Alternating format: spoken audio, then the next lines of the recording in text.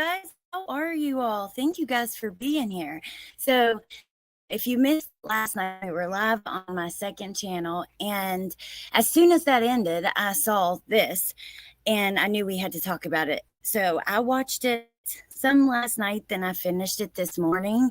And it's an interview with Stefan Stern's parents by the channel Hidden True Crime. Spoiler alert.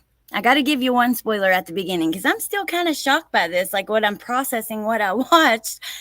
He told his parents that he got her down, like laying down for bed, went outside to walk around and blow off some steam and came back. And she was, I forget the word they used, but that she was passed away at that point, basically. Like, what? Oh my God, I can't wait for you guys to see it. So Hidden True Crime did an interview with Stefan's parents. They went through all kinds of stuff. We're actually not even going to watch it all. We're going to watch the first 45-ish minutes, and we're going to jump ahead about 45 minutes. The link is in the description for anybody who wants to watch it in full. I didn't want to sit here and play their whole interview, but there's no way that we can't give commentary and discuss this. We have to. It's just, I can't believe that they even spoke out. I can see why they did,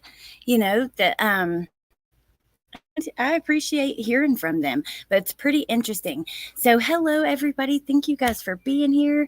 Hey, Grandma Sherry. Hey, Claus, Adrian, Nature Rocks. I was just going to do a blanket hello and then talk to you guys in the chat, but I can't say hello to you. Hey, Without Borders, Rexy. Hey, Chopper. Hey, Tess. Hey, Dudes. Meg, Grandma Sherry. I don't forget who I said it to. Yes, that is how it is. It's a channel. Let's see. Oh, come on, internet. Don't be messing with me today. This is important. Can you guys hear me okay? Hey, Lindsay.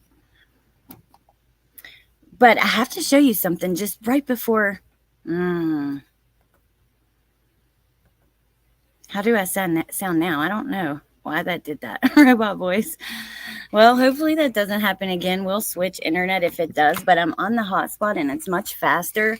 So I want to stay on it. If it starts doing that again, we'll switch and it'll be fine. We'll continue what we're doing. Before we get started, we're going to jump right into it. Hello to everyone I missed. I don't want to waste much more time for you guys. I know you guys want to get into it and I want to get into it, but I do want to show you just one thing. So I went to open my YouTube to pull up the video and I saw this. Colby Ryan reaction to Rob and Ray interview with Nate Eaton. So, meaning the prosecutor, and Rob is the prosecutor. Ray is Hermosillo, the detective. That will be very interesting. I definitely want to watch that. You guys check it out too. So let's come over here we're going to start right at the beginning, like I said, and we're going to skip ahead. I'm going to talk to you guys in the chat, say hello to anybody that I missed. I do appreciate you guys being here, but let's get right into it. Again, the link is in the description. So if anybody wants to watch it all, wants to watch without my commentary, this is going to be a commentary video, right? So of course we're going to listen, then I'm going to give my thoughts. That's the whole point. But if anybody doesn't want to hear the commentary, it's in the description. I recommend everybody watch it anyways, because we're not going to watch it in full. So I think they did an excellent job with the interview. We get clarification on quite a lot. So I think it's going to be really good for us to listen to together and discuss. All right. New to our channel, I am Lauren Mathias, charged with Stern's guest today. This is an exclusive interview, and we're going to let them share why they are choosing to do this interview with us, the Hidden True Crime. But we are actually with Deborah and Chris Stearns. Many of you might recognize their names from interviews with police that you've heard, or their names from documents, FOIA documents. They are the parents of Stephan Stearns, who is now behind bars, charged with crimes against Madeline Soto. I'll leave it at that. And I just want to say, no one wants to be in your situation right now. And we are so grateful, though, that you feel safe coming here to Hidden True Crime, to sharing your side of the story and what is going on in your heart.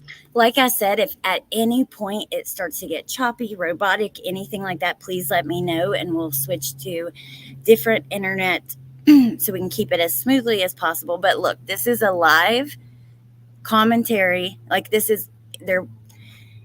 When you're watching something live, you're going to have to expect there can be interruptions. I mean, that's just the way that life is. And there also can be technical issues. There's going to be commentary. Just want to make that super clear. Just expect that could happen. And in your minds. And so with that, Let's go, Rocco. Why don't we start honestly with sharing what I think many people might be wondering. Why are you choosing to do an interview today?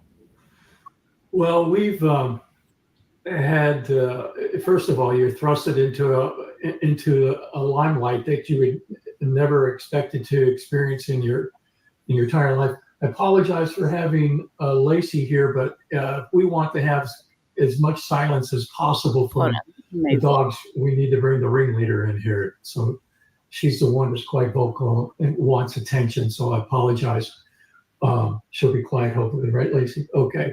But anyway, no one ever grows up expecting to experience this. You've seen it on the news, you've seen it in the papers, and oh my gosh, how tragic that is. And all of a sudden, you find yourself in the same similar situation.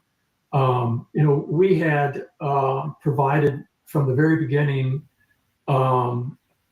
proactively very cooperative with the police authorities. I mean, I was caught off guard that Wednesday that Stefan was arrested, not even aware that he was being arrested that evening. Okay, so I want to say, we have talked about the parents' interviews. We have questioned some things, of course, because they're questionable, and we're going to keep it real here, period. But also, keeping it real, I want to say they are victims. At the end of the day, they didn't commit the crime, and they were cooperative. I've told you guys before, if it wasn't for his dad, those 35,000 images of CSAM, which is child sexual abuse material, those 35,000 images wouldn't have been found. It was his dad who brought that to police. So I really think that they wanted to do the right thing, and they weren't trying to make excuses or cover up for what Stefan had done. I think this would be hard for any parents to process, and we're kind of watching that in real time. I just want to make it clear. Everyone, please feel free to give any opinions that you want, but let's try to keep it respectful when we disagree, because, again, they did not commit the crime. They are technically victims of this and of this whole situation. They are, in my opinion. So, yeah. Just please, if you could do that for me, I would appreciate it so much. I thought I was waiting many, many, many hours to have a conversation with the police to learn what was going on. And if I could contribute any information, I would, and not realizing that he was already arrested and actually had been transported away from Orange County down to Osceola County. Never learned until days later that he was arrested.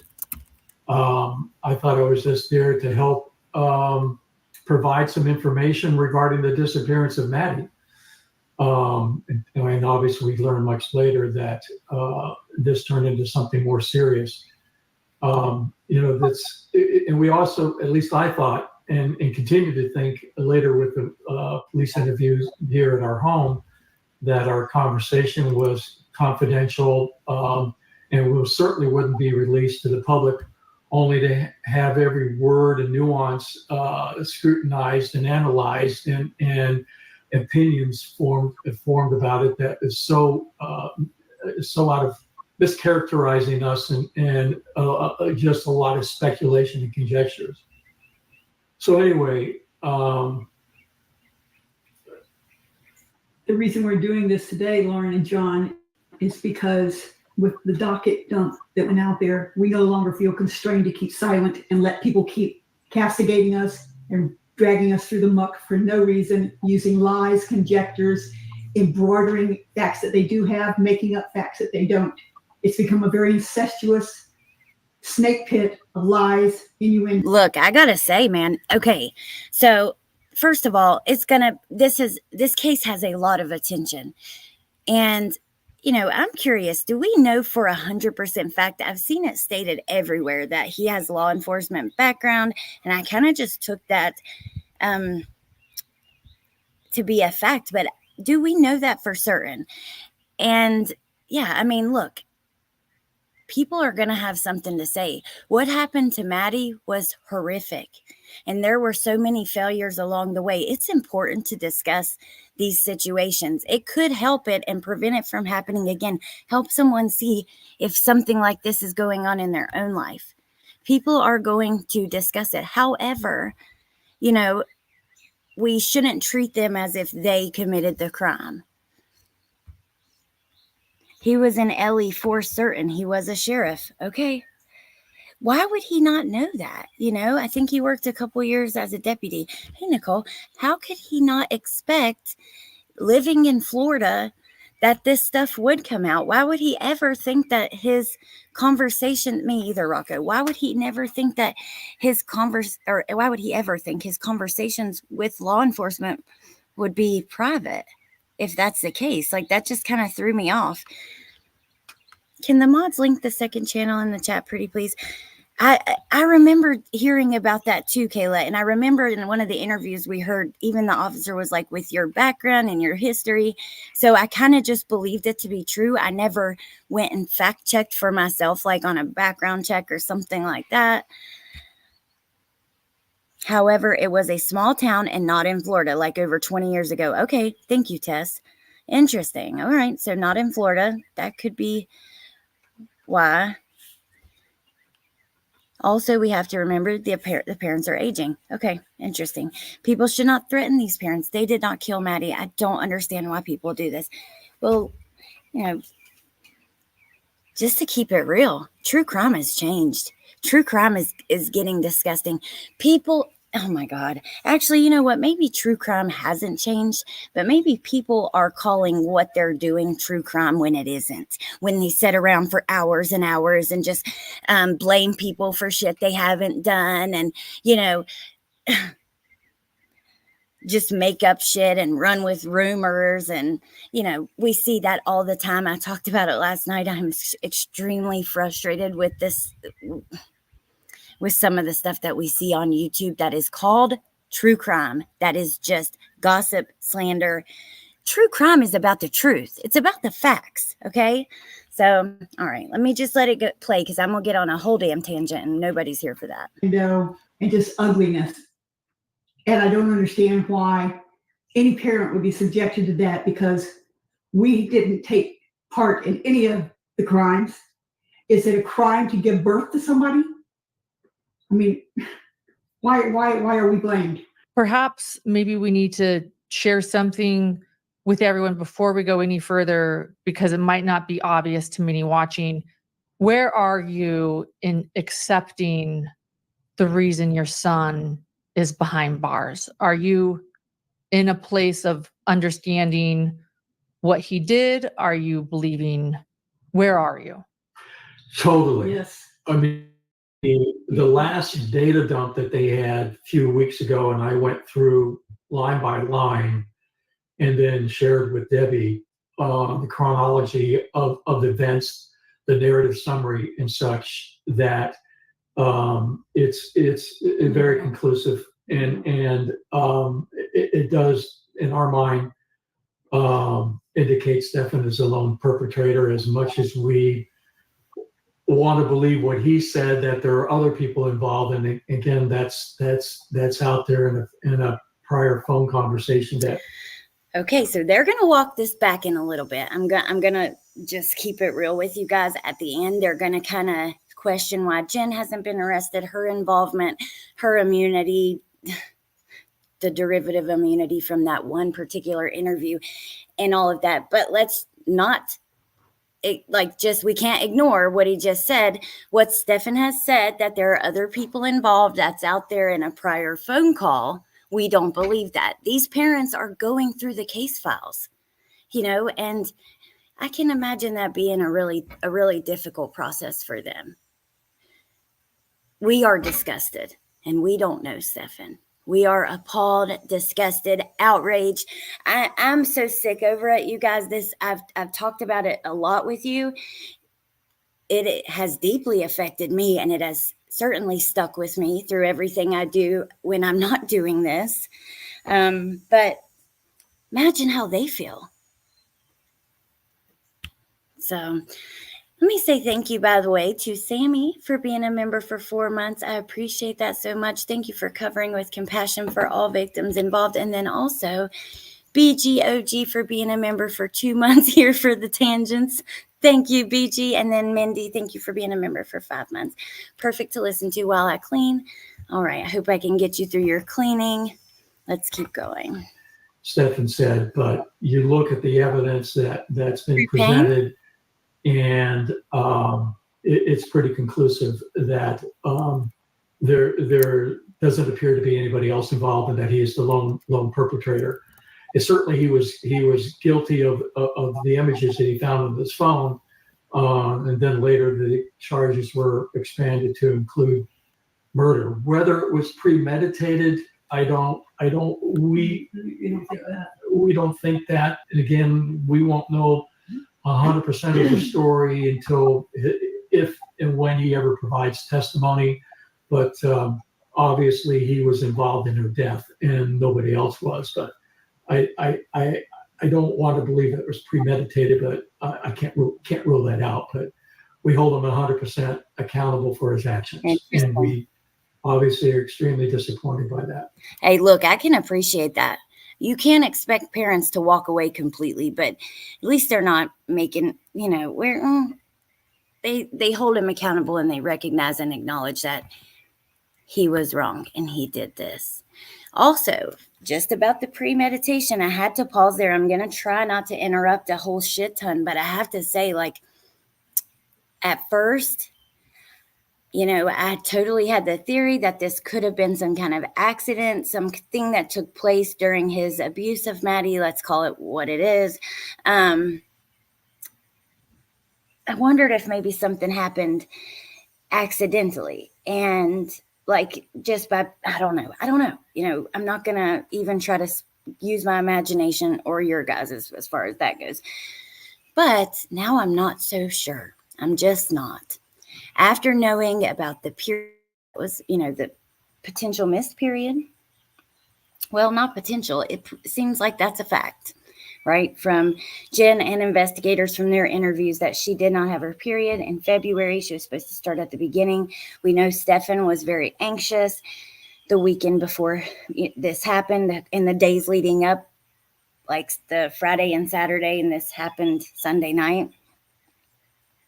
We also know Maddie told him a week before that she had a crush on a boy at school. So I have to wonder. And then something to talk about. Thank you, Cheryl, for being a member for 30 months.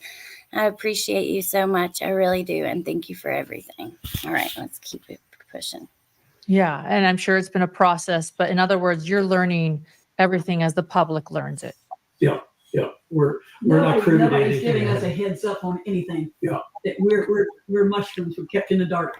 Yeah, the only time we know is all of a sudden we're getting these text messages and heads up alerts from our friends. You go, hey, you got to see this out there. And I go, oh my gosh, what does this mean? I mean, I looking for the news every day, and I don't see anything, and then all of a sudden it's out there, and these videos and YouTube channels have a field day, and it's been that way for weeks ever since.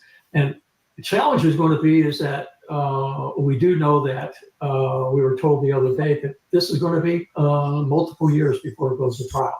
Given the gravity of the charges and knowing what the penalty is, we're resigned to accept that fate.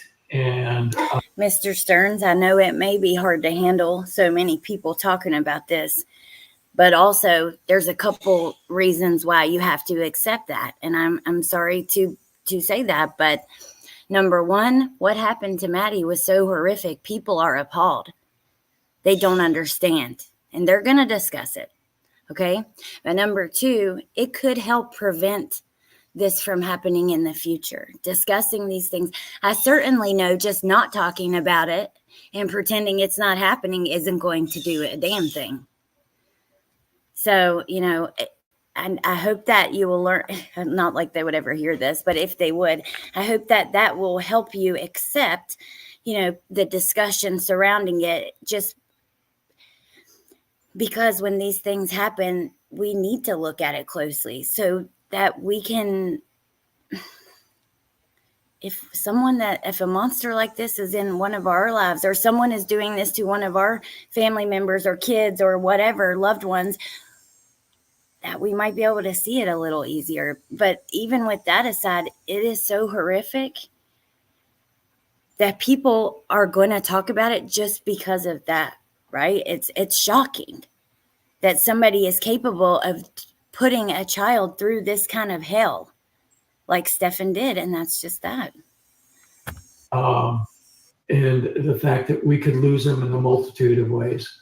At any given time, some prisoner in the jail could off him, and we just deal with it on a day-to-day basis. We could get that phone call one day, so we'll wait and see what happens. Yeah, as I told you, I think before, this is the most protracted death of a child that you can go through, because they're already gone to you. We'll never touch him again. We aren't allowed to see him right now. And, he's out there, but he's not available. I mean, if he'd been hit by a car, it would have been easier on us, because the grieving period could go. But instead of grieving for years and years and years while he's still alive and we can't have any access to him. Hey, Johnson. Matter of fact, we haven't even heard from him for over 3 weeks now, and we don't know why. I called the other day inquiring about his wellness, and the jail correction officer says, "What does that mean?" I said, "Well, it's a wellness check. We want to find out if he's okay, because we haven't heard from him." "Well, if he wants to talk to you, he'll talk to you." I said, "He wants to talk to us. We don't know of any reason why he wouldn't, unless he's being denied access to communication, which we think he is. And I think it's a result of the most recent data dump, that the guards are intentionally preventing him from getting access to where we can communicate with him. Now, he's in solitary confinement. It's been that way since February. This is a big accusation to make. First of all, the sheriffs better not be not allowing him to communicate because of a document dump or an evidence dump. That would be wrong, because, you're innocent until proven guilty in a court of law. But not only that, it's just not their place. I don't know I would be surprised if that's happening. Maybe he's embarrassed. Maybe he's ashamed. He's in solitary confinement because not only is the case, it's blown up and it has a lot of public attention, I would say they're trying to keep him safe. So not only because it's blown up, but also because of how awful what he did was, people are going to be angry. So they're going to have to protect him, right? We see this all the time with a lot of big cases, or anyone who hurts a fucking child. Excuse my language. Here I go already with the F-bombs. Look, it is what it is. Welcome to my channel. But yeah, no, people they don't take kindly to people who hurt children. I mean, some of these people are in jail for tax evasion or, nonviolent crimes, and they're missing their kids. And you see somebody like that who did that to their stepchild, for lack of a better way to put it, because they weren't married, but regardless, it's going to make you angry. So they have to keep him safe. That could be why. If the guards are intentionally keeping him from talking because of an evidence dump, I'd say that's probably grounds for a lawsuit, honestly. That's just my opinion. I mean, I don't know, but yeah. Months. Okay. Wow. And yeah, I remember you telling us that in an earlier conversation too, that it would be easier almost it would be easier to mourn his death than this, because you also have to realize and mourn Madeline, who you knew as well. whole thing we do, and we're accused of being cold and impartial people. And I mean, they made a big deal of the fact that I went outside and was screaming Madeline's name. I wasn't looking for her in the woods. I was talking to God. That's my privilege, to talk to my God. I was asking, why Madeline, and where is she? I'm sorry. But we, Well, there's her explanation for, in the file. Actually, let me grab that while we listen. every day, all of this is in our minds. We talk about it often, and we're private people.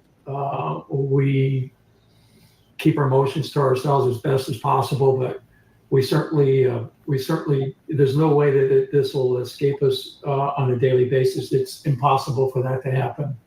We're forever living with this, and I just wish there was.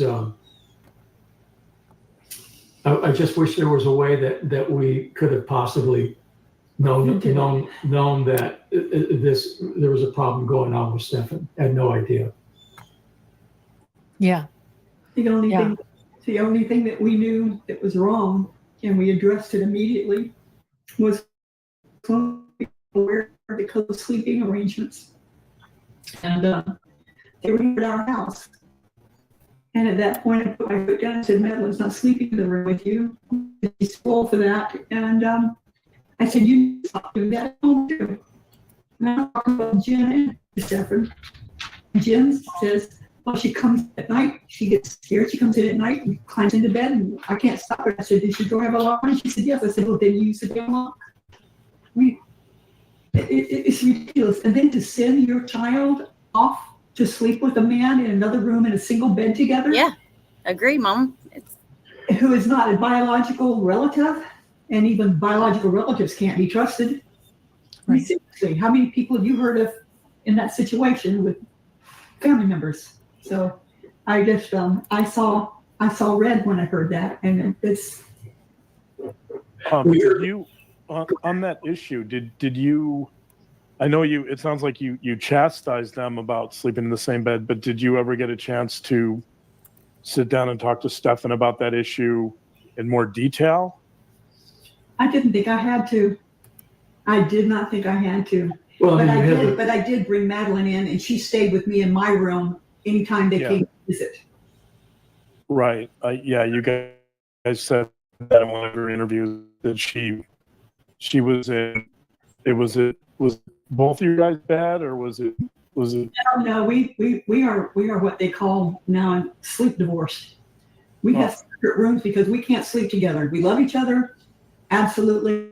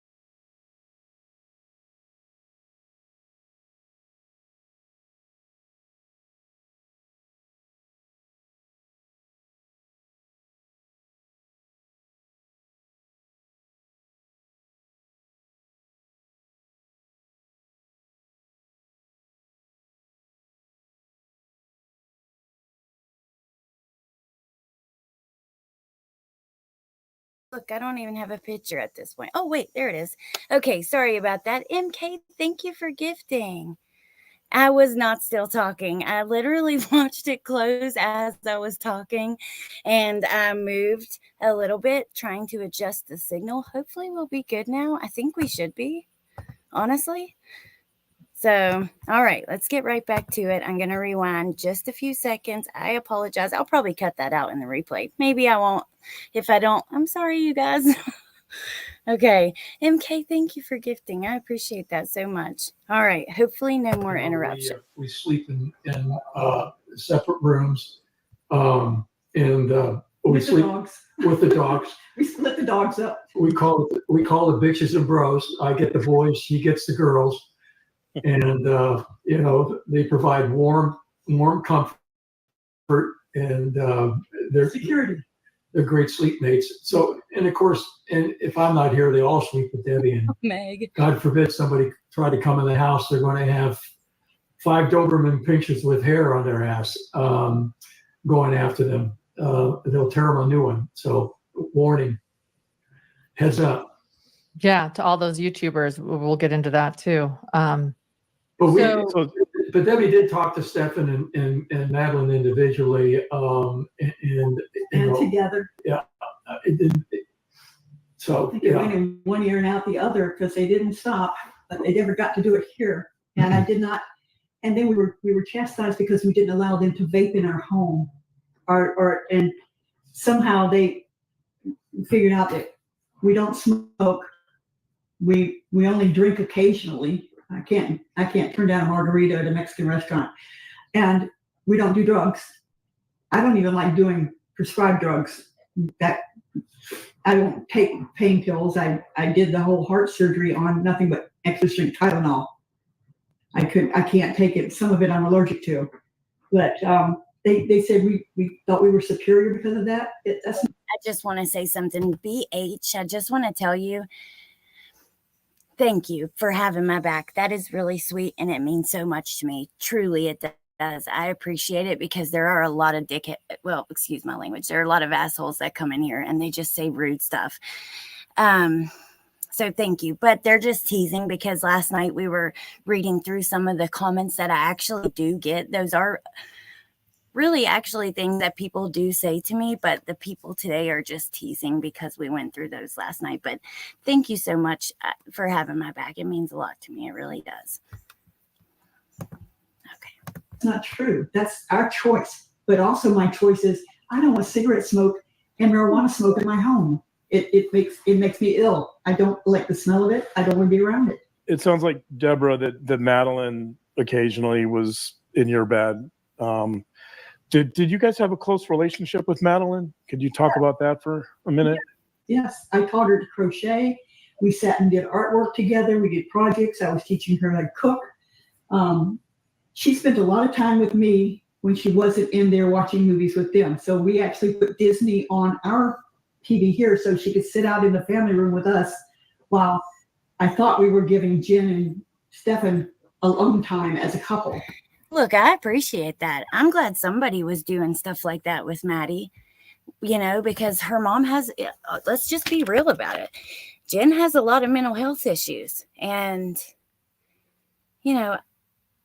seems like her main concern was her mental health and sleep, making sure she got sleep and stuff like that. And feel how you feel about that, whatever. But at the end of the day, knowing that somebody was teaching her to cook, doing art with her, teaching her to crochet, I'm glad that she got that. And I think that she probably got a lot of that from Jen's mom too.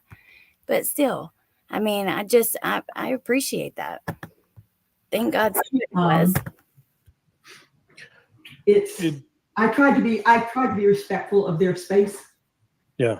Taking on Madeline. But Madeline was an absolute joy. The girl was happy, precocious, smiling. She walked with a bounce. She was interested in everything. She giggled a lot. She giggled a lot. This is a horrible, awesome world. She's a child. She should still be here. She should still be here. Yeah. Did you? So you just described kind of the bright side of Madeline, that she was happy and giggled a lot. Did you ever, she was next to you in bed. Did you ever notice any distress No. from her? Did you ever feel like maybe she wanted to talk to you about something she couldn't, or did you get any of that?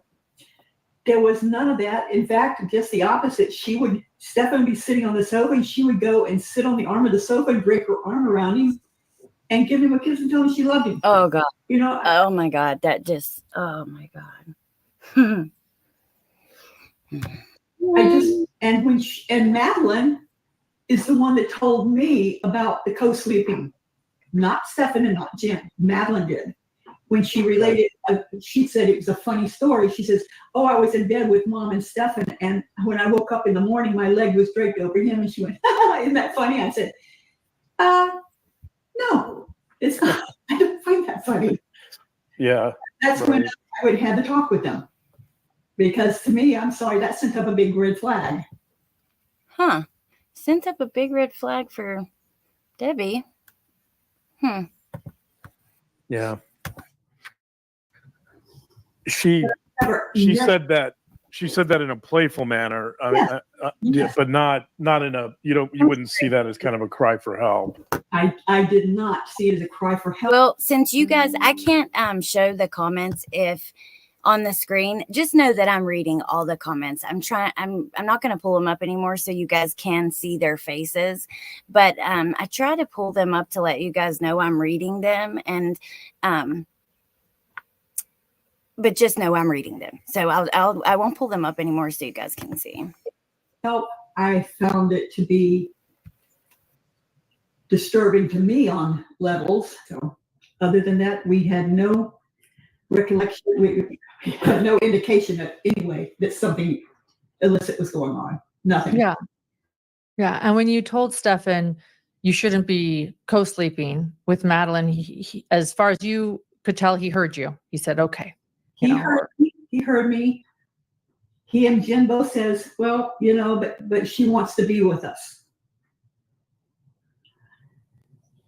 And yeah. I knew no matter what I said to him, they're going to do what they're going to do anyway. Right. It was very obvious to me that they were not listening. They heard that they're not comprehending, and they're not going to change. You've mentioned that Stefan would often say one thing, but do another, right? That you didn't know. Oh yeah. Modus operandi. You didn't know what was true and what wasn't sometimes. I mean, he made it. He was a gaslighter. He could make you think things were one way when they were a total other way, and do it with such sincerity that you questioned yourself. Interesting. And when we got to figure that out, things changed for him, and they didn't change for the good. And he was no longer a happy camper because we challenged him on everything. We came up missing money. We came up missing jewelry. Came up missing my deceased father's Rolex. Now, this is interesting. I have to pause here because you guys know I've lived in addiction for many years. Never seen people steal for like that for toys and stuff. Usually, because we know he plays with toys, but usually it's for drugs and not just weed. I don't know a lot of people who are stealing for weed, especially a lot of stuff like that. I mean, usually it's something that you have withdrawal or you're uncomfortable without. So you're stealing or lying, manipulating, gaslighting, whatever you have to do to get it. And I know he took it, but he won't admit to it even now. When did that start? Could you tell us a little bit about the line, when it started, and when when did he take the Rolex? Last year. It started when he was a teenager. Okay. Little stuff, and then it got bigger and bigger as he got older. I mean, you never got the truth about anything. I mean, he wrecked his car and never got the true story in that. Something very similar to the incident of Maddie's disappearance. Coming up with with something like that. You know, when he called me that afternoon, second call that day, you know, flat tire, and listened to that BS. And boy, when you look at the images of that tire, I mean, there wasn't hardly any rubber left on that wheel whatsoever. And then in there show pictures of these chunks of rubber laying in the ground. And Stephan trying to explain to me that he had a flat tire and he was in the inside lane of a highway in a high density commercial district and he couldn't pull off the road. Again, you know, it was a story that I didn't believe, and then getting a call 90 minutes later, less than 90 minutes later, about Maddie's disappearance, and I go, that's too coincidental. Two events like that in a single afternoon. I don't believe in coincidences. You know, didn't believe that, but wanted to. You know, I was there to support the story until it was different. And unfortunately, I found out a couple of days later, if I had seen that TV interview that they held the next day, my attitude and demeanor with him would have been considerably different than me making the trip to Orlando. Wow. So we've talked about this, you guys. Remember, you know, his dad says immediately when he heard there were two events, right? The flat tire and her going missing, that it just hit him funny. He was like, that's odd. What are the chances that these two events are going to take place at the same time? Now he says, had he seen the, you know, TV interview, he would have known even sooner, which is, it's kind of crazy, but he obviously knew something was off from the beginning. I think that even if you feel like something is off, though, how could you ever, ever, ever expect for it to be as bad as it actually was, you know? And helping he and Maddie out, or Jennifer out, for sure. The police kicked everybody out of the townhouse and quarantined it, roped it off. They had no money. They had no place to go. He didn't want to go to the in-laws' house, of course, or to her mother's house. They got along like oil and water. But it was, Chris went there to get them into a hotel and to be there as emotional support for them for a missing child, not for anything else. Not for an escape route or to hide them. Nope. You knew that Madeline was missing. You didn't know why. And you thought, I can give them a place to stay. Yeah. And then, I wanted some quality time with them. Again, I just kicked myself for not seeing that TV interview, because my conversation would have been. It was after, you couldn't have seen it. I know that, but the interview took place before I got up there. Mm-hmm. That's the thing, but I didn't find out about it till Friday, and it happened on Tuesday. But my conversation with him would have been very confrontational, and I wouldn't have been satisfied until I got the truth from him. When I questioned him as best as I could, now that he was in incarceration, obviously he couldn't give me the answers. The best he could come up with is that I wasn't able to think. Well, he was thinking a lot of other things and taking a lot of actions and doing a lot of things that obviously he was thinking. But again, that would be an appropriate response from Stefan, because again, keep telling the lie. But the amount of time that I had from 2:15 Wednesday morning until 4 p.m., I spent a total of 35 minutes with him, and it was over 3 different occasions. First of all, find that he wasn't at the hotel that morning, and then to learn later that he had left that hotel, went to St. Cloud, went to Northport, and came back, and then obviously so exhausted he passed out in bed, didn't see him again until 3 o'clock, and again, no time for conversation, because now we're down in the lobby of the hotel, and he's now being escorted to supposedly a press conference, which there was a press conference, but he was immediately taken to the rear of the sheriff's department and put in the detention room, and later that evening arrested. Jensen, okay, so I want to read your comment. She says, I do feel sorry for them to an extent, but of course, because that's their son, there will usually be a certain level of excuses that come with the situation.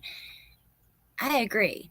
And I want to point out a few things as far as that goes as we go along, but I think naturally it's hard for them. I don't know. I get more of that from mom anyways, but in a little bit, even though they said at the beginning that they do believe and accept that he did this on his own, that part of them thinks that, they're going to go on. They said, excuse me, I lost my train of thought. I'm not saying that correctly. So at the beginning, they said they accept and believe he did this alone. At the end, they say something a little different. Okay. Never had a chance to have a conversation with them. Okay. That makes sense. Yeah. Yeah. And there was some issue about one YouTuber who called out Chris as a liar because he said he saw a picture on the phone. Yeah, much later, I'm having a conversation again, thinking I'm having a private conversation with the deputies back in July. A private conversation that's being recorded. Okay, I have to pause again. I know that was just a second. I got sidetracked because I left all of my charging stuff like where I was sitting and my laptop was dying. But okay, the text, the picture he saw. I don't know who called him a liar, but I will say it was strange that he told police that he saw a picture of like one of these graphic photos on Jen's phone. I mean, anybody listening to that is going to be like, huh? Like, what? What's the motive for that? Was that truly like misremembering just talking about a picture that Jen saw? You tell them you saw a picture? I don't know. It's strange. And of course, people are going to talk about it. And when you're doing an interview with police that they're recording and they tell you they're recording, because they do, I don't know. It's not a private conversation. This is for evidence. It's gonna, even if they didn't expect it to be released when all this stuff was, surely they know that like during trial, a lot of this stuff would come out. I mean, I don't know. Of course, people are gonna have questions about that. He told police he saw one of these explicit pictures on Jen's phone.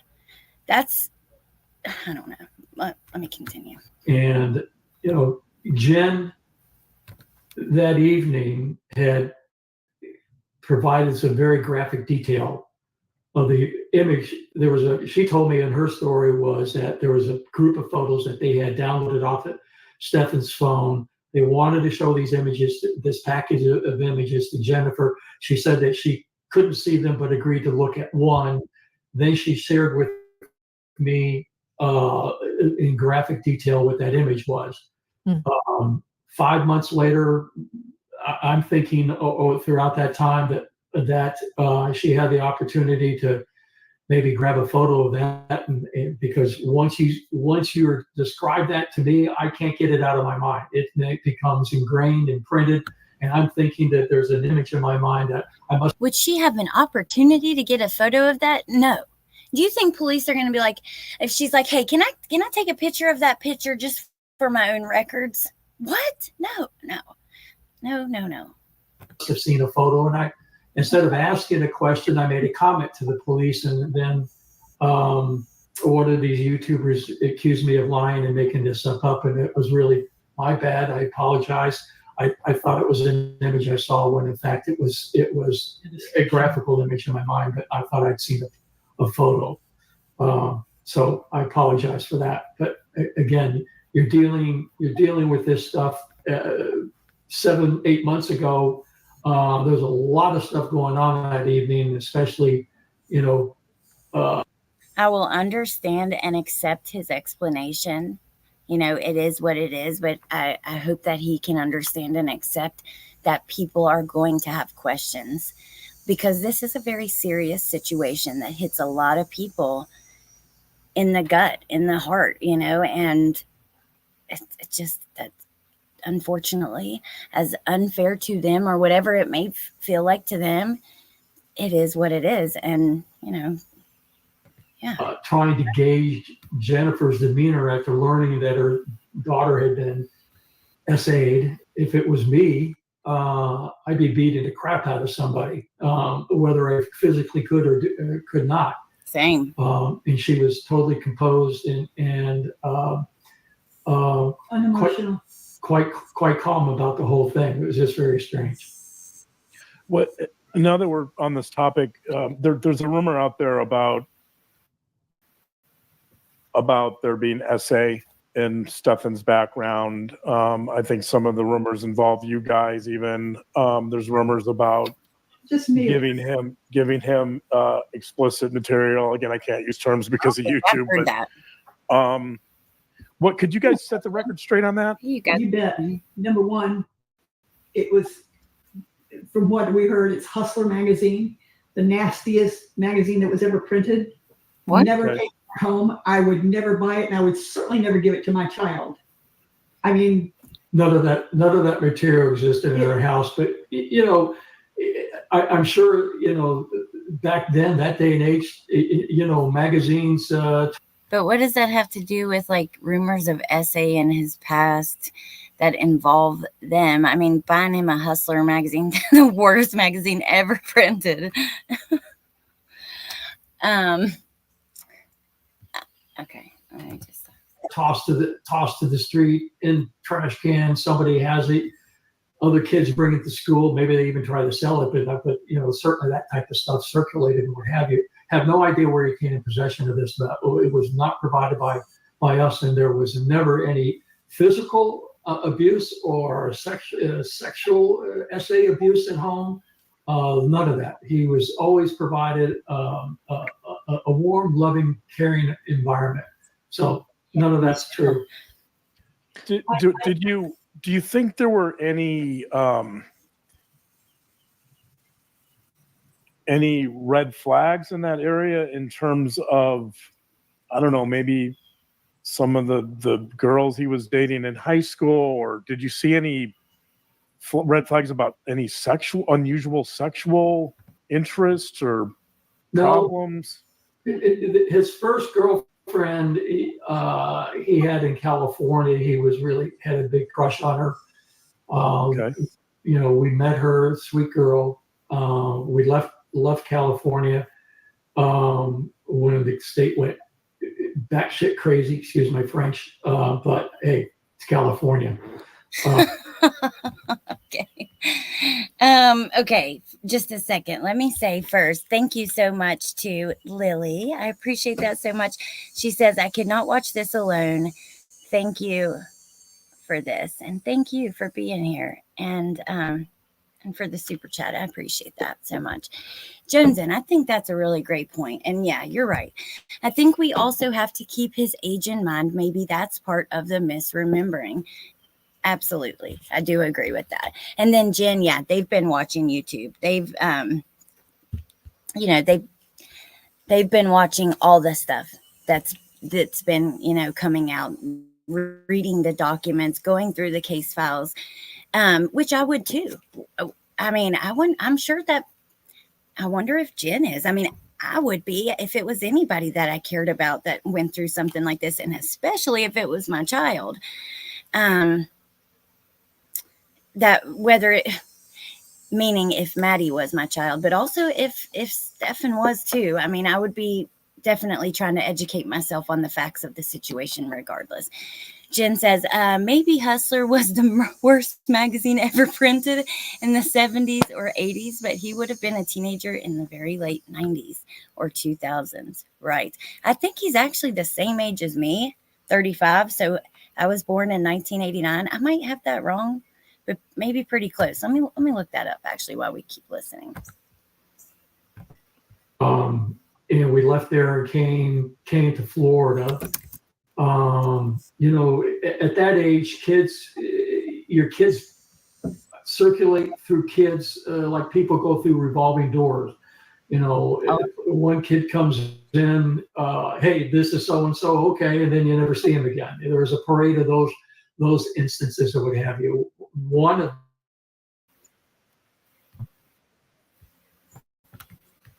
Hold on a second. We had just a little fuzz to our, but still very close to our age, Allie. Yes. Okay, he was 37 when this happened. Thank you, guys. He turned 38 in April. Jen says, thank you. I appreciate that. All right, yeah. Oh, B Crumbs, thank you for gifting 5 memberships, and welcome to the members. Thank you, B Crumbs. Super sweet. All right. You guys are babies. I take it you're not wearing reading glasses to read your comments and others in chat. No, but I am actually blind as a damn bat. Like, I cannot see for anything. I have contacts and glasses. I have to have one. I can't go without. Like, I can't see shit. All right. A friend of his came in, an acquaintance of his came in, and she didn't appreciate him. She let it be known too. Kind of nipped him in the backside. She wouldn't let him in the door. Yeah. She backed him up against the wall. Not coming in. And nipped him on the butt until he went out the door again. And we later found out this was the same friend of his that overdosed on heroin and died. Wow. There was another incident, and I don't think we've ever brought this up before, and that is in California. He was walking down the street with a couple of friends and his girlfriend, and this man was very inappropriate with them, and I'll let Chris tell you the rest of it. But cat call or something, and there's lewd cat call. There was a shout out to him, and the truck spun around and came back. This guy unfolded himself out of the truck. He was that big, and physically started assaulting Stefan to the point that he was choking him to death. Coincidental to that, we had just come back from Sequoia National Forest, where we went camping with the church group, and Stephan had a pocket knife in his pocket and stabbed the guy in the chest to defend himself. The guy was later arrested for physical assault, and Stephan defended himself, but didn't realize that he suffered PTSD from that. I didn't realize that until several years later, that he was experiencing that. He was haunted by it. Yeah. What was the, just to clarify, what was the trigger? What was the cause of that? There was a very lewd remark made, and a shout back to the guys. And it turns out the guy was a meth, but a shout out to the guys that went driving by the truck, maybe an FU or what have you. And they spun around and they came flipped back. the bird. They flipped the bird, and he spun the truck around and came after him. And Stefan was the only one that was physically attacked. Karate or no karate, he couldn't get the guy off of him. Okay. And how old was Stefan? 16, 17. Yeah, we can rewind that for a second, because that's not super clear for me either, to be honest. Let's go back about 2 or 3 minutes and hear that again. Of his came in, an acquaintance of his came in, and she didn't appreciate him. She let it be known too. Kind of nipped him in the backside. She wouldn't let him in the door. Yeah. She backed him up against the wall. Not coming in. And nipped him on the butt until he went out the door again. And we later found out this was the same friend of his that overdosed on heroin and died. Wow. There was another incident, and I don't think we've ever brought this up before, and that is in California. He was walking down the street with a couple of friends and his girlfriend, and this man was very inappropriate with them, and I'll let Chris tell you the rest of it. But cat call or something, and there's lewd cat call. There was a shout out to him, and the truck spun around and came back. This guy unfolded himself out of the truck. He was that big, and physically started assaulting Stefan to the point that he was choking him to death. Unfolded himself out of the truck. Coincidental to that, we had just come back from Sequoia National Forest, where we went camping with the church group, and Stefan had a pocket knife in his pocket and stabbed the guy in the chest to defend himself. The guy was later arrested for physical assault, and Stefan defended himself, but didn't realize that he suffered PTSD from that. I didn't realize that until several years later that he was experiencing that. He was haunted by it. Yeah. He was haunted What by was the just to clarify? What was the trigger? What was the cause of that? There was a very lewd remark made, and they shout back to the guys. And Okay. it turns out the guy was I a think meth, but they shout out to a guy drops by, makes a really lewd, as they call it, remark to Stefan and some friends. They flip the guy off. He turns around, comes back, and then physically attacks Stefan. The way I understand this. to the guys that went driving by in the truck, maybe an FU or what have you. And they spun around and They came flipped back. the bird. They flipped Okay. the bird. Now he spun the truck around and came after him. Maybe I'm just like really rough around the edges or something. And I did grow up in West Virginia. Like, I don't know. Like we fought all the time. There was a lot of like, I don't know. To me, like, just seems like a part of like childhood. Shit like this happens, and especially when you flip off random cars, regardless of what they're saying, or random people in cars that, regardless of what they're saying, like, I don't know. Like I said, maybe I'm just rough around the edges because don't seem like that big of a deal to me. Even fighting, even getting your ass whipped. And if you fight, I don't give a damn who you are, how tough you are. You fight it enough times, you will get your ass whipped. There's always somebody out there, bigger. But okay, maybe I'm looking at it funky, but. And Stefan was the only one that was physically attacked. Karate or no karate, he couldn't get the guy off of him. And how old was Stefan? Yeah. 16, 17? Maybe 16. Okay. Yeah. Okay. He was a really thin guy back then. Yeah. Was there, See him. when you talk about the line that was starting during his early adolescent years, it sounds like, did any of that become criminal behavior at all, or did he ever get disciplined for any? Yep, it's how you take that ass whipping. Antisocial or unusual, problematic behavior at that age? No, that's the thing. There was never any issues with him. I guess a parent's greatest fear is that the kid becomes an alcoholic or a drug addict. I mean, I do conversations with other friends or what have you who tell me stories about not their kids per se, but other kids, and it's tragic what happens with these kids. They get started in this stuff at such a young age.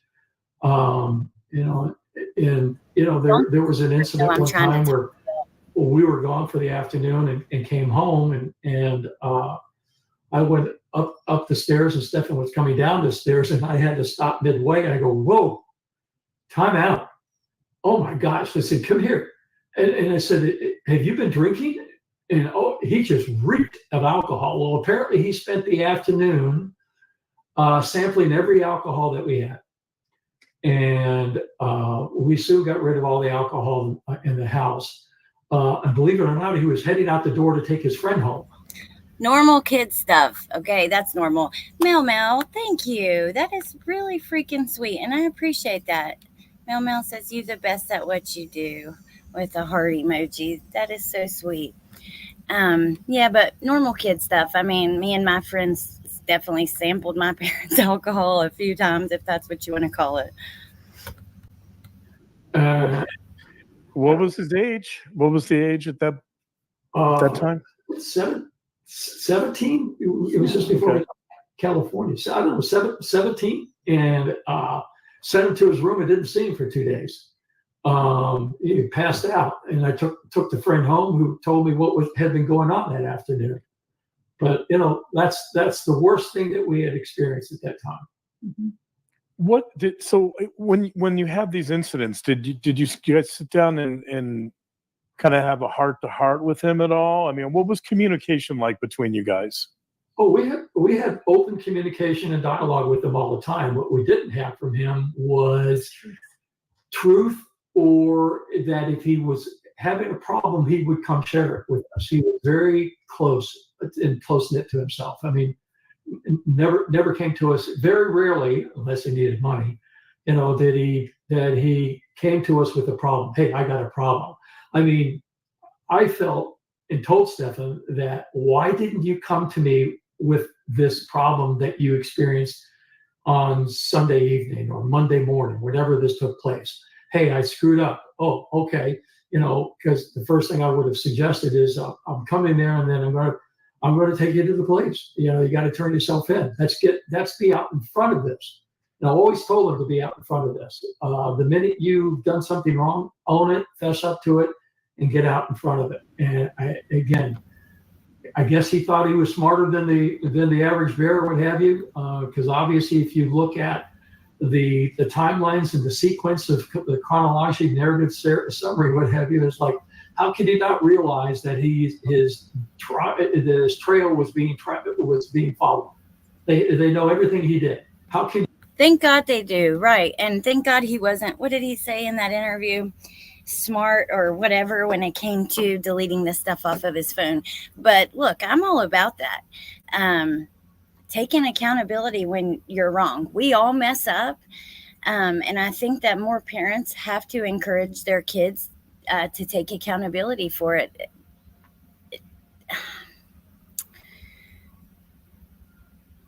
I'm not sure if that's exactly what's happening in this situation. I don't know. We're going to keep listening. Like, I listened to it already once, but listening a second time, I feel like I'm grasping it a little more. But yeah, I can agree with what he's saying. You in today's technological environment that we live in, do you think you can get away with anything? You can't sneeze and not know that you've sneezed. I don't know how he thought he could get away with any of this. So our deepest desire is to discover more about Stefan, learn from him. And we're going to kind of lean on you, John, to help us provide some clarity to Stefan. It's a son that we didn't know versus what we did know about our son, and the complete opposite of one another. We feel blessed that we found you guys. You reached out to us and it gave us the opportunity to do a deep dive into your channel, and it was a welcome relief to see the professionalism of what you guys put out there, and the fact that John's got a medical background brings a lot of legitimacy to your channel. You guys truly represent what we believe should be represented in these crime channels that exist out there, and not the circus that they do represent. I mean, but it's a shame. It's reckless abandonment that they utilize. It's basically inciting a lynch mob against us, and God forbid anybody should cross their paths because they'll just attack you. I mean, you look at these broadcasts that they have, and then you just watch the thread of comments that are made as if they're really relevant. But I guess the people. So here we go. He's talking about watching YouTube. Jen, here you go. That does happen. He's absolutely right. I don't know about lynch mobs, about that part, but people have a lot to say, but you have to understand that that's because this is a big deal, and it's pretty horrific what Stefan has done. What he did to Maddie for years before he took her life was horrific. And then he took her life, and then he dumped her like fucking trash. So yeah, people do have a lot to say about it. And you know what? They probably, also are going to have a lot to say about what you guys have to say. At the end of the day, they didn't commit the crime. And we got to remember that. But you're going to have to expect that people are going to be upset about this. Nobody was protecting Maddie. Nobody. And that's a problem. It's a problem for a lot of us. It's infuriating. Can't tell you how many times I've yelled, screamed, like slammed shit down, thrown my lighter, thrown whatever's out here, listening to some of this. It's infuriating, and we didn't know her. So you guys should be just as infuriated, in my opinion. But, it is what it is. Not everybody's the same, but you have to understand people are going to be upset about this. People feel, and maybe you can answer this, John, is that why do people feel like that they have to lash out if not to make themselves feel better about themselves? Star that. I truly don't understand that. The fact that they spend these hours watching this stuff is just amazing. What do you mean? Don't they have lives? Yes. Yeah, and I want to say, wait. So we'll be here for a little bit today, you guys. We're going to watch the first 45 minutes. We're going to skip ahead about 45 minutes and watch the last half hour or so, the last 25 minutes or so. Do you guys have lives? Let me just ask you guys. Do you have lives? Curious about you guys in the chat. Cannot believe you sit here and care about this stuff. Is he talking about us, P. Lola's mom? Excuse me, sir. Do you guys have lives? They're trying to paint the narrative that Stefan is being victimized somehow, which is absolutely insulting. Listen here. People should care about this. They should take the time to know what the hell's going on in this world. Period.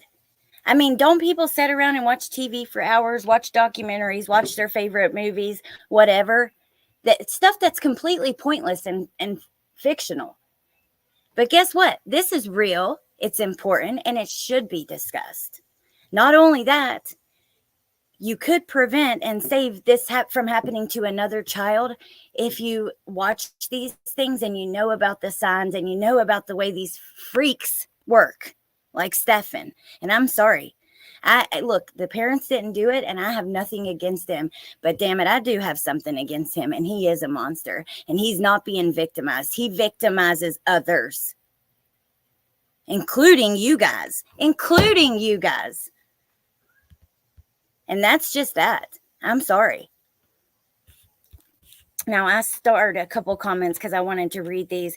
Jen says, yes, I will agree that many channels have been harsh and speculated about the parents, but mostly that came from the emails they had after Stern's arrest. I've tried to keep it respectful towards them. I've questioned, like when we heard that he said he saw the photo, I was confused. And when he said that Stefan, something about he should have been smarter with his phone as far as deleting stuff or whatever, whatever he meant by that, right? But otherwise, I've tried to keep it. They didn't do this. That's just the truth. And I do feel like they are victims. They're his victims.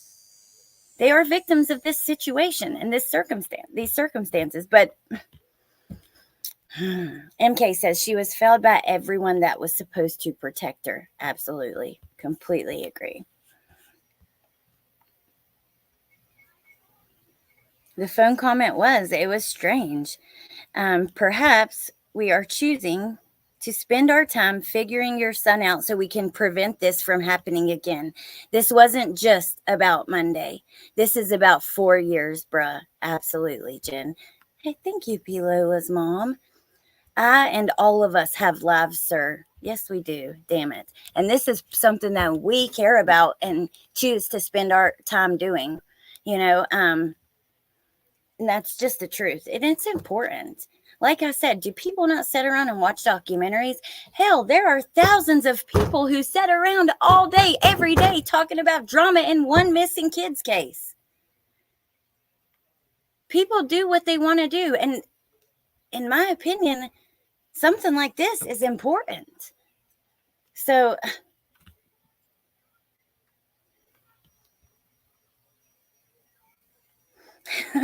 Jen, not going to pull that one up, but that was pretty funny. But didn't his mom, I don't know, Kimberly, if that's true or not. I'm not sure. They shouldn't blame the public for having an opinion. We are here for Maddie. Absolutely, honey. Martha said, that made me spit my tea out. Your son he's a child molester. He's unemployed, he's a thief and a drug addict, and he plays with children's toys. You're asking if we have lives? Thank you, Michelle. Damn straight. And never mind, you said that. I was going to say, and he's unemployed, but you said that. I actually was going to say, and he doesn't have a job. But then I was changing it to unemployed, and that was in your comments. So I'm losing it. Yeah, you know what? I do have a life. I have a very chaotic life. Sometimes I can't even find the time or opportunity to come on here for a couple hours. And this is part of the way that I take care of my kids, right? But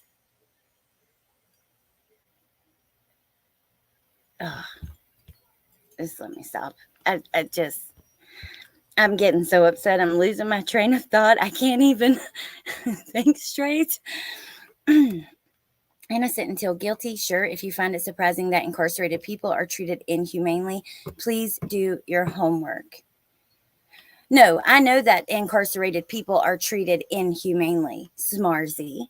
I've actually went through many lawsuits of people claiming they've been treated inhumanely, and I'm working on a deep dive on a state prison in Kansas where I've been talking to some of the inmates there about how they're being treated. Okay, but I'm just saying, if they are keeping him from talking to his parents because evidence is being released online in the case, then he has a lawsuit on his hands. That's what I'm saying, because that is not allowed. He is pre-trial in county jail. They're not going to make a decision, from the jail unless this is something that guards are doing sneakily, which if they are, they have a lawsuit on their hands. I don't believe that's happening. I believe Stefan isn't calling because he's fucking ashamed of what he's done. And that's just that.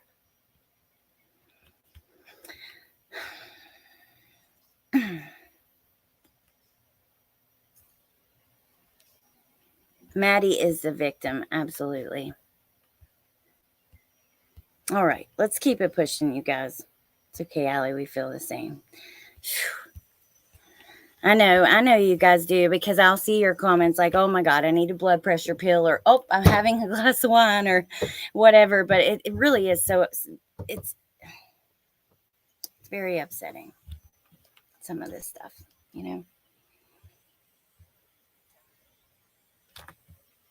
Okay, let's keep it. It's almost, this is what I've seen oftentimes in the true crime community. It's almost like you're damned if you do, damned if you don't. None of us can imagine what you're dealing with right now. Maybe there are some people, I'm sure there is a small club out there that understands a bit of what you're going through, but I would say the majority of people have no idea the type of situation and what that is like for both of you. No one, I wouldn't wish that upon anyone. And it's true, if you don't speak, shame on you for not speaking up, right?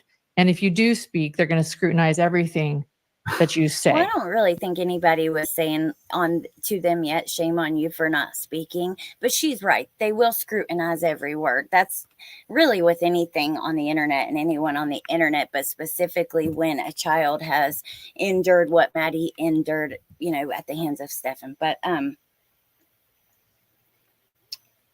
I do want to make the point, and I say this all the time. We don't know what we would do if we were in their situation. We might think we would. I say this even regarding Jen. We don't know what we would do in her situation. We may think that we do, but we honestly, truly don't. You never know what it's like in a certain situation unless you've been there. That doesn't make people's opinions less valid. It's just the truth, though. But Maria, have you watched Grizzly's video of Stephan being interrogated before his arrest? So I started to, but I didn't get to finish it yet. I want to, and I want to talk about it once I do. But yeah, I haven't got to finish it yet. All right, let's keep going. But she's right, though. Every word will be scrutinized. They didn't commit the crime. We have to keep that in mind. And we don't know what it would be like to be in their shoes. And I pray to God I never do. Because at the end, they're going to talk about if he's put to death and that kind of stuff, which is chances of that happening, are probably pretty high. In my opinion, I think they are. So Damn if you don't. So we've been handcuffed for the last 7 months, almost 8 months. We've been held to strict silence. And let's do it, Nicole. I agree. Let's do it. And not to pause again so quickly, but I do want to just take a second and say thank you to Elaine so much. She said, Stefan might not be speaking to them because he may be fixing to set them up, i.e. saying he suffered abuse at their hands, etc. You know what I think it is? I think he's just a coward and he's ashamed. And we see that a lot. Look at Adam Montgomery not showing up for trial. Look at Chris Watts. I felt like he was such a coward. And that's why he pled guilty, because he didn't want to face what he had done. And Stephan has not shown up to court. Let's not forget that since the very first court appearance he had, he declined to go and his attorney went for him. He's a coward and he's not proud of himself, which, he shouldn't be. And so I think we've been chastised, criticized for not responding, but people don't realize that, there's some legal proceedings going on here, and we don't want to misspeak. And now that all the information is out there, not that we knew anything, because we didn't know anything until it was released to the public. So we're learning just as much as everybody else does whenever this information is released. Stephan is constrained to tell us anything because he's under instructions from his attorney. So, and obviously what we have learned has been quite shocking to us, and very disappointing to say the least. And then of course now we're trying to self-analyze, what we did or didn't do that caused this, and we're not even sure. Well, we know we're not the cause of it.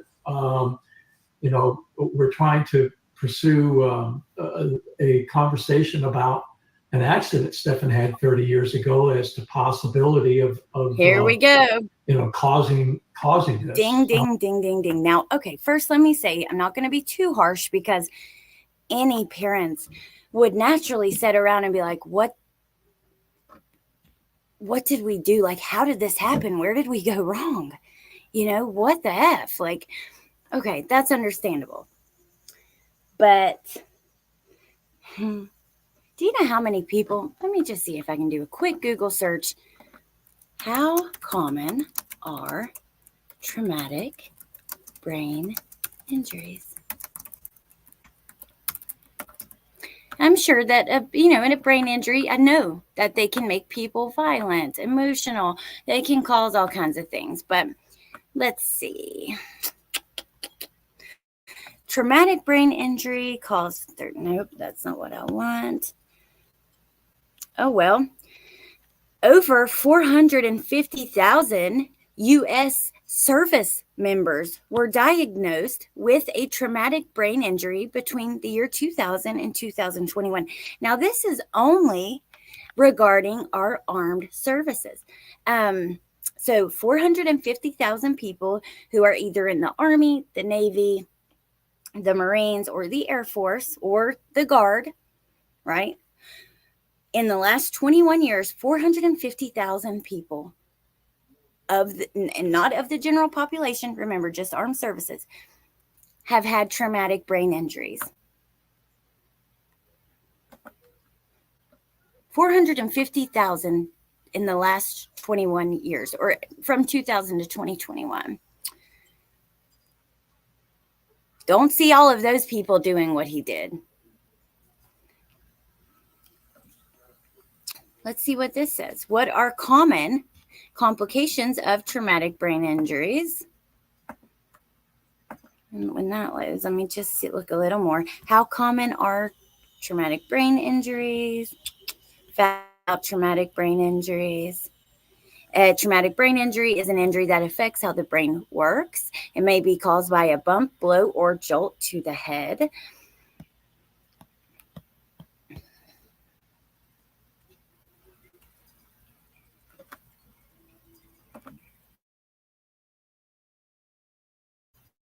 Ask the health professional one isn't loading.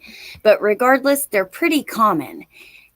I don't know. To me, I'm not comfortable with this. I don't like it at all. I don't think it's okay to, you know, no, I just don't like it at all. No, no, no, no, no. That's all I got to say right now. Let me let you listen to this, and then I'll give more thoughts while I let some of these try to get some statistics, but not comfortable with it.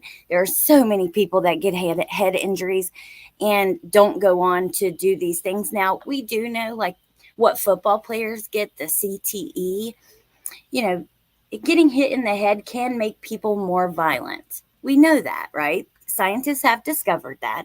However,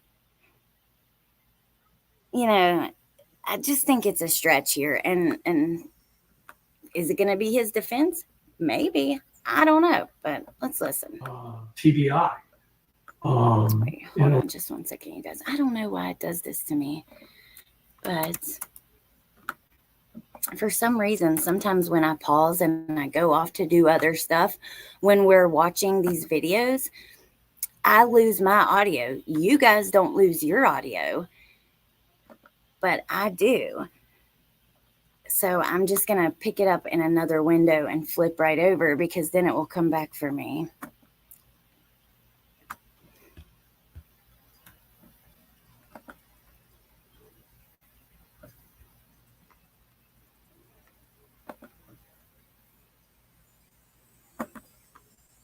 Okay. That is right where we left off, I do believe. I got to pause for a second. Let me get to the bottom of this. This kind of behavior usually manifests at a much younger age. I'm not buying it that this developed after his brain injury either. Can you guys hear me? Hey, Love Louie. Hey, you guys coming in that I haven't said hello to.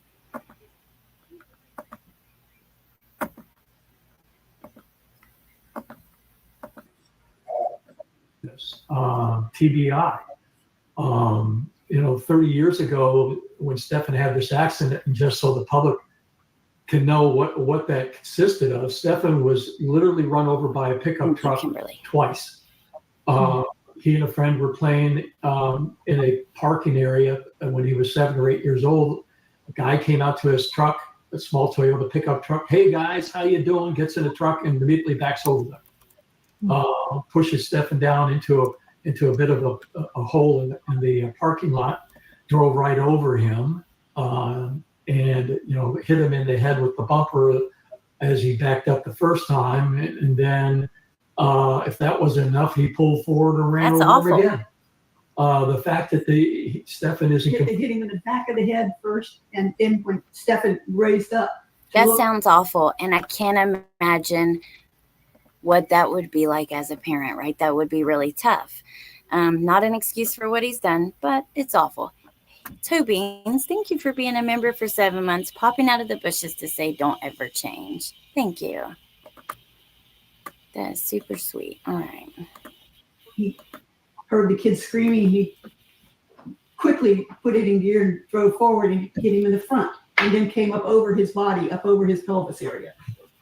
The fact that he wasn't permanently disabled and wheelchair bound is a miracle. Thank the mud. But there wasn't when he was released from the hospital. The doctor said, "Hey, be cognizant of any difference in his attitude and his demeanor and such." And we pressed for more information, and we just told that he could have some headaches, dizziness, nausea, sensitivity to light and stuff. May not be able to wake up or go to sleep, and there could be some other physical traits. He developed a tic for a while, and he outgrew that. He did suffer from PTSD and also separation anxiety, but we just never knew what to expect. But they just told us to be on the lookout for things. And what we did find is that his personality changed. He changed 180 degrees. He was a high energy kid, full of love, laughter, and such, and to something totally different. The troglodyte.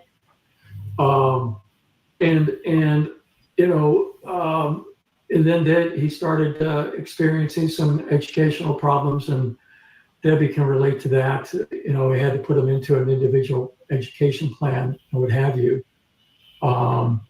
And we finally realized that we needed to take him out of school and put him into a homeschool environment, which was held to a strict regime. And Debbie did a great job of managing that for him.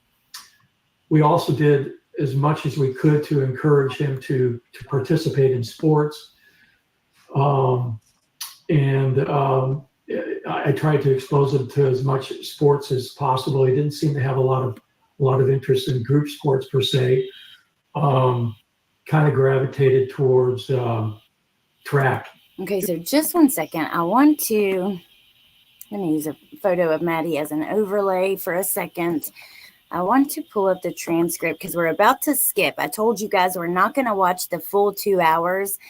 Right here, there's just a lot of talk about, like, I just don't think that it's necessary for us to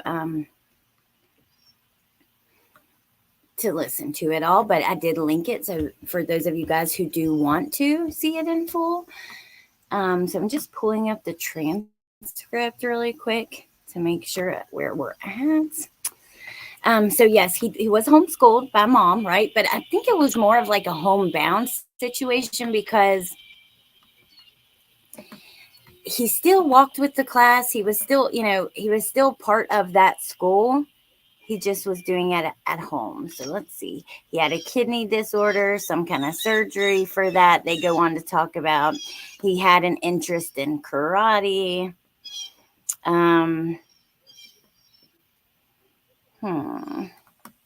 want to play just a little bit more of this part. Let's hear this. They're going to talk about him not working. We kept trying to introduce him to things that would be motivating enough to provide enough incentive to where maybe he would be motivated to go out and get a job and earn some money to pay for these things, because it didn't try to overindulge him with money and access to money per se.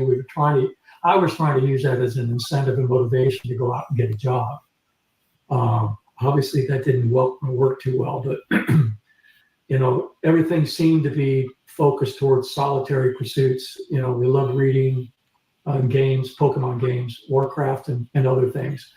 If he liked something, man, he drilled in on it. He focused in on it. Yeah, we're gonna go ahead and skip to my next timestamp because they go on forever about him in school and being taught by his mom how she's she don't like to get up super early anyways, so the homeschool thing worked better for them and yada yada yada. So 1 second, I want to jump ahead to 1 hour 24 minutes, and we're going to hear the last half hour together. And I think you're going to play pretty much all of that's what's left. So we skipped like a big chunk in the middle. So again, the link is in the description for those of you guys who want to watch it in full. But I really don't want to sit here for 45 minutes and, just talk about him in school and all that stuff. Now, before we move on, let's see. Please go check out the full video from them. I don't want to play their whole video anyways. I think they did an excellent job. They do a lot of stuff. Jen has told us in the past about a lot of their stuff as far as Lori and Chad Daybell. Okay, now I have a couple things starred. Let's see. Kimberly says, my TBI caused vertigo. I still get it sometimes, but it's a lot better. Now, these opinions are from the chat. I just wanted to read a few of your guys' opinions. I said what I said, says the coddling is astounding. And Rando says this is the basis of their enabling or overcompensating. Esoteric says, I have a TBI and woke up from coma. I lose my temper easily, but I've never had unhealthy sex kinks. Curious if that will be used some way in his defense. All right, let me see here. Oh, thank you. Hi, Hidden True Crime. Thank you so much. Thank you for doing it. I'm really excited to get to hear from them. And yeah, I think that you guys did a really great job.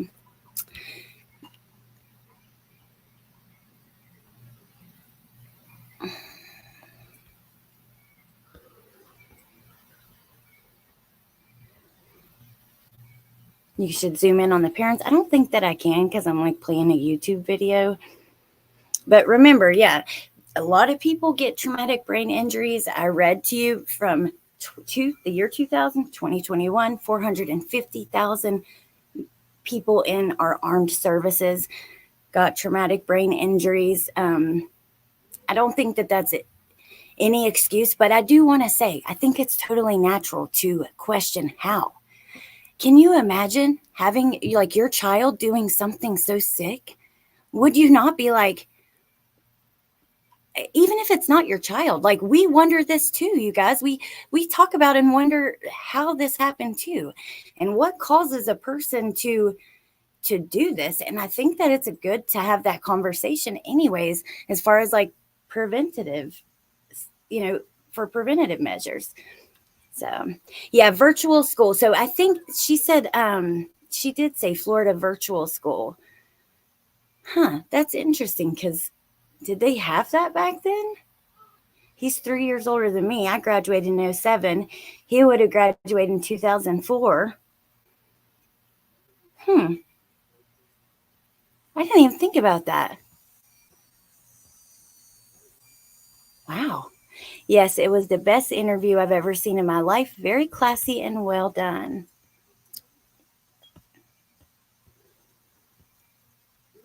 And it is linked in the description, like I said, because we're not going to play it all, but I want to jump to this last part,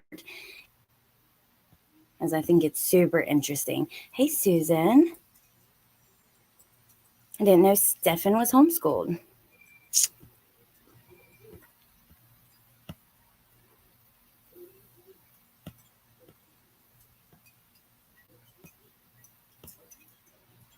I'm 44. It was an option when I was in high school. Virtual school? I mean, we did have the internet then, because I was on MySpace and ICQ and, but Florida had virtual back then. Okay. See, we had something called Homebound, and it was similar, but it wasn't virtual. You could still be enrolled through your high school, but it like either a teacher from that school or whatever would kind of be like over you and your work, but you would do it at home, like with your parents or whatever. But it wasn't virtual at all. It was just, you're doing it at home, the same work with books and, interesting though, you guys. He would have graduated in 06 or 07. Why? Oh, he was in school late. Wait, I thought she said,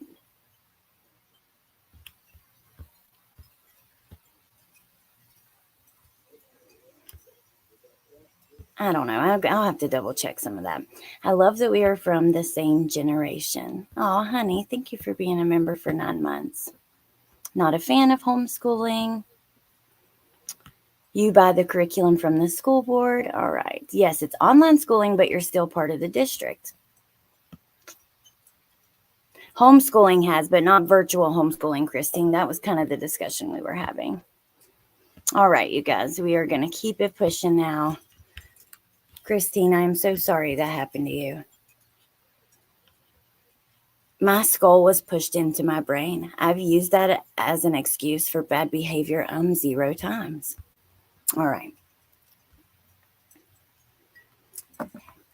She was 19 or 20. Yeah, Jen said that in her interview, but they go on in this interview to discuss that, and I don't think that was correct, actually. But I don't know. I don't know for sure, because I only watched it once, like last night and right before this live, so I'd have to double check. And like I said, I don't want to play it all. I just wanted to play that first part and this end part. So let's continue, and we can discuss that later. Okay. So you don't see that as having any impact upon Stefan? No. No. If anything, He was what, 7 years old at that time? Yeah, he was in elementary school. Yeah. Yeah, he wasn't part of it. There wasn't any confrontations because we were separated at the time. So it was just no. He was. Yes, it was. Thank you. So just in general, as a child, how would you describe Stefan? Before or after? I would say it's two sides of the same coin. There was one side absolutely delightful and beautiful and wonderful and proud to be his parents, and there was the other side that came later that sometimes you didn't even like him. I mean, I can say I can love somebody, but I don't have to like them. True. I don't have to like the way they act, but that doesn't mean I don't love them. And that doesn't mean that we're ever, despite what anybody on YouTube says or anybody hints at, we are not abandoning our child. He is wounded. He is having PTSD in jail. He has lost a tremendous amount of weight. Mm. He is on heart medication, high blood pressure medication, which he was not before. And I understand that people think that he needs to suffer. Well, yes, okay. He needs to be punished and maybe he needs to suffer. But don't expect me as a mother. Hey, look, listen, I hear what she's saying. As a mom, I can understand, we see moms cover up crimes for their kids, like the mom who washed the blood out of her son's jeans, Aiden Fucci. But it is like, I know mom might feel sorry for him because he's wounded, PTSD, losing weight, all whatever. He is wounded. He's having PTSD in jail. He's losing weight. I can understand a mom feeling sad about that. But honestly, I don't give a damn.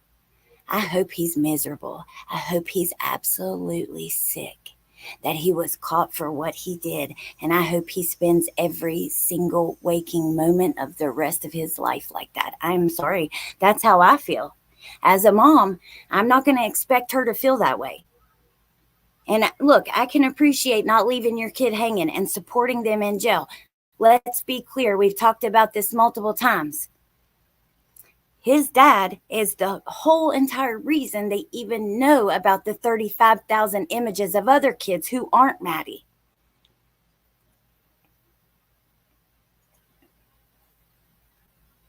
Right? So I appreciate that. And I can't imagine how hard that would be. He was trying to do anything and everything to give investigators, whatever they may need. And that's awesome. And had to, that can't be an easy thing to do. So I got to keep that in mind. And I'm not upset with them.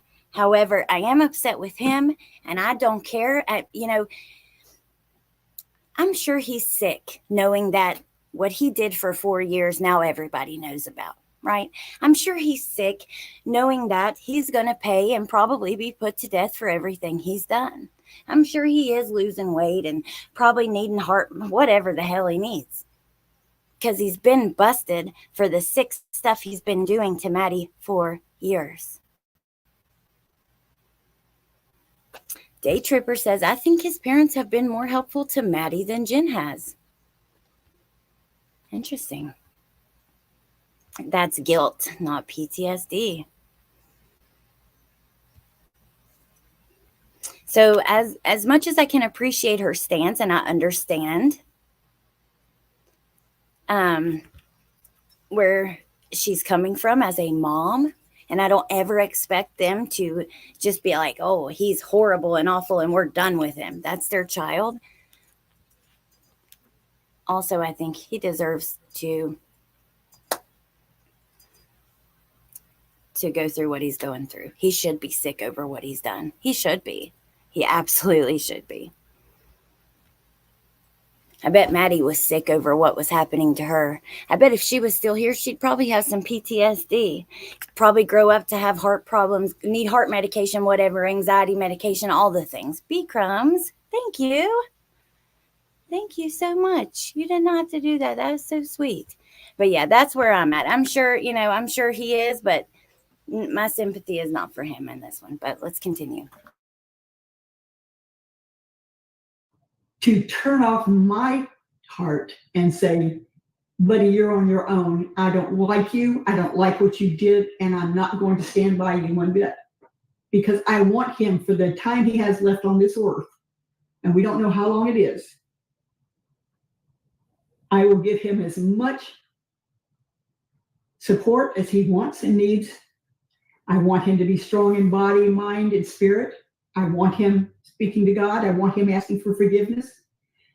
If we can do what we can to keep his mind active, because he is in solitary and has been for 8 months, I will send him as many books as he wants to read. And it's nobody else's damn business what I do with my money or where I send a book. No, it's not.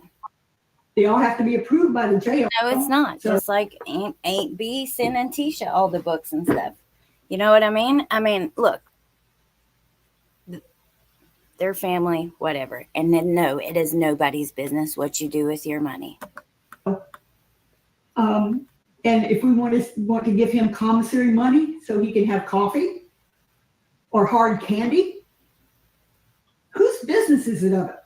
Really? Wouldn't they do the same? Wouldn't anybody? I mean, I don't understand throwing them out like bad fish.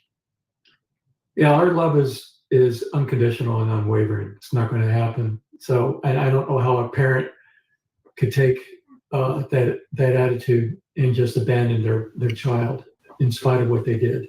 Obviously, there's a reason for what happened. He certainly wasn't raised that way, and I don't think it would ever be fair to say it's their fault for what he's done just because they raised him. You know, I just don't think that would be fair. just not going to abandon him. It's not going to happen. You're his parents. Yeah. I'm going to read, just to reiterate this point, I'm going to read another short paragraph here that you guys sent that I think makes this point very well. Thank you.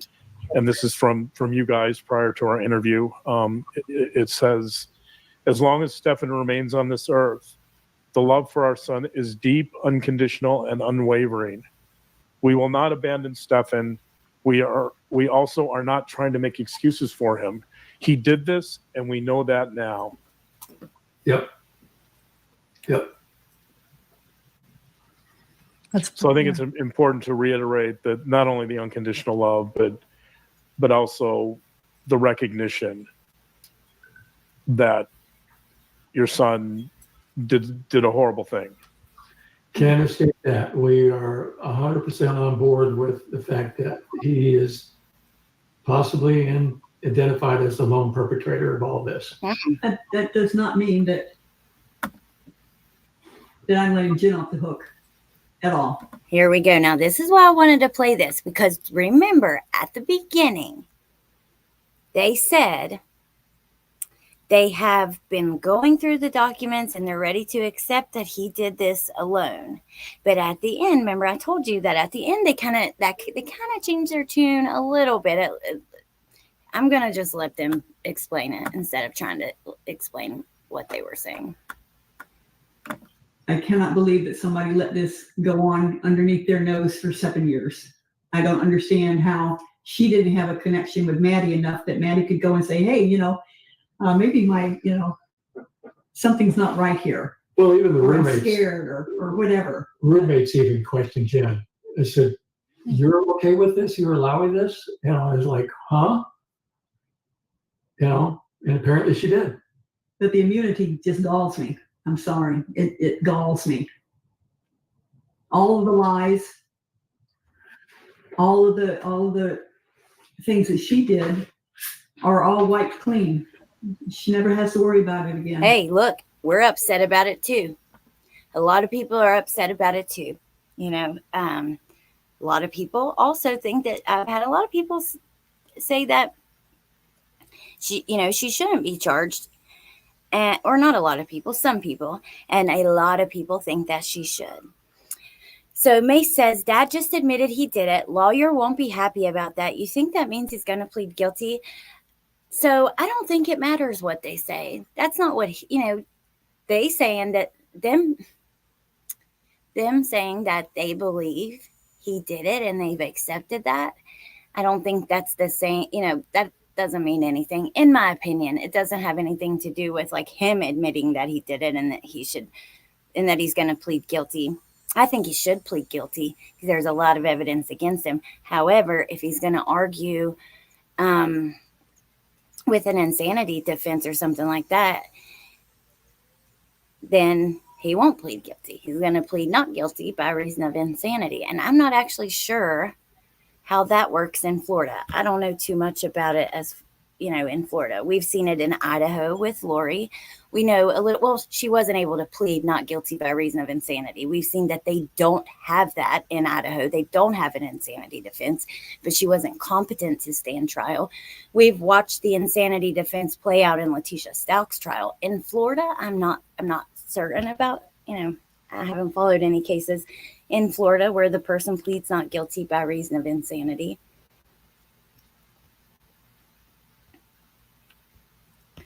But I'm curious if that's going to be what he does. In my opinion, there's no incentive for Stearns to plead unless they take away the death penalty, and I highly doubt the state will do that. The only incentive is he's a coward, and I don't know that he wants all of this played out in a trial in front of the world, right? I could see him doing it for that. Hell, he's not shown up to court. I don't think he wants to face what he's done. We do have, not guilty by reason of insanity. Okay. So we'll see. Let's keep listening to what Mom has to say about Jen. She's not letting Jen off the hook. I was thinking about this last night when I started watching it. Do you think Jen is watching? We know that they've been watching and they've been going through the documents and stuff like that. Do you guys think Jen is? Do you think Jen is going through the case files like we are? I got to be honest, I do not. Now, I think she probably watched this. I do not think that her ass is going through all the documents like we have and the interviews. This might sound harsh, but I'm just going to keep it real with you guys. I just think she's a little too lazy for that. She's sleeping and living in her own misery and being obsessed with her mental health and medications and all that kind of stuff. But I could be wrong. That's just the way I see it. Did they give her complete immunity? Conditional. Well, I think it's, I forgot what they call it, derivative? No. Derivative immunity. Yeah. Which essentially means that at this point in time, she cannot be charged with that interview that she gave or what she shares with police. But if there's additional evidence of a crime that shows up, she could still be charged for.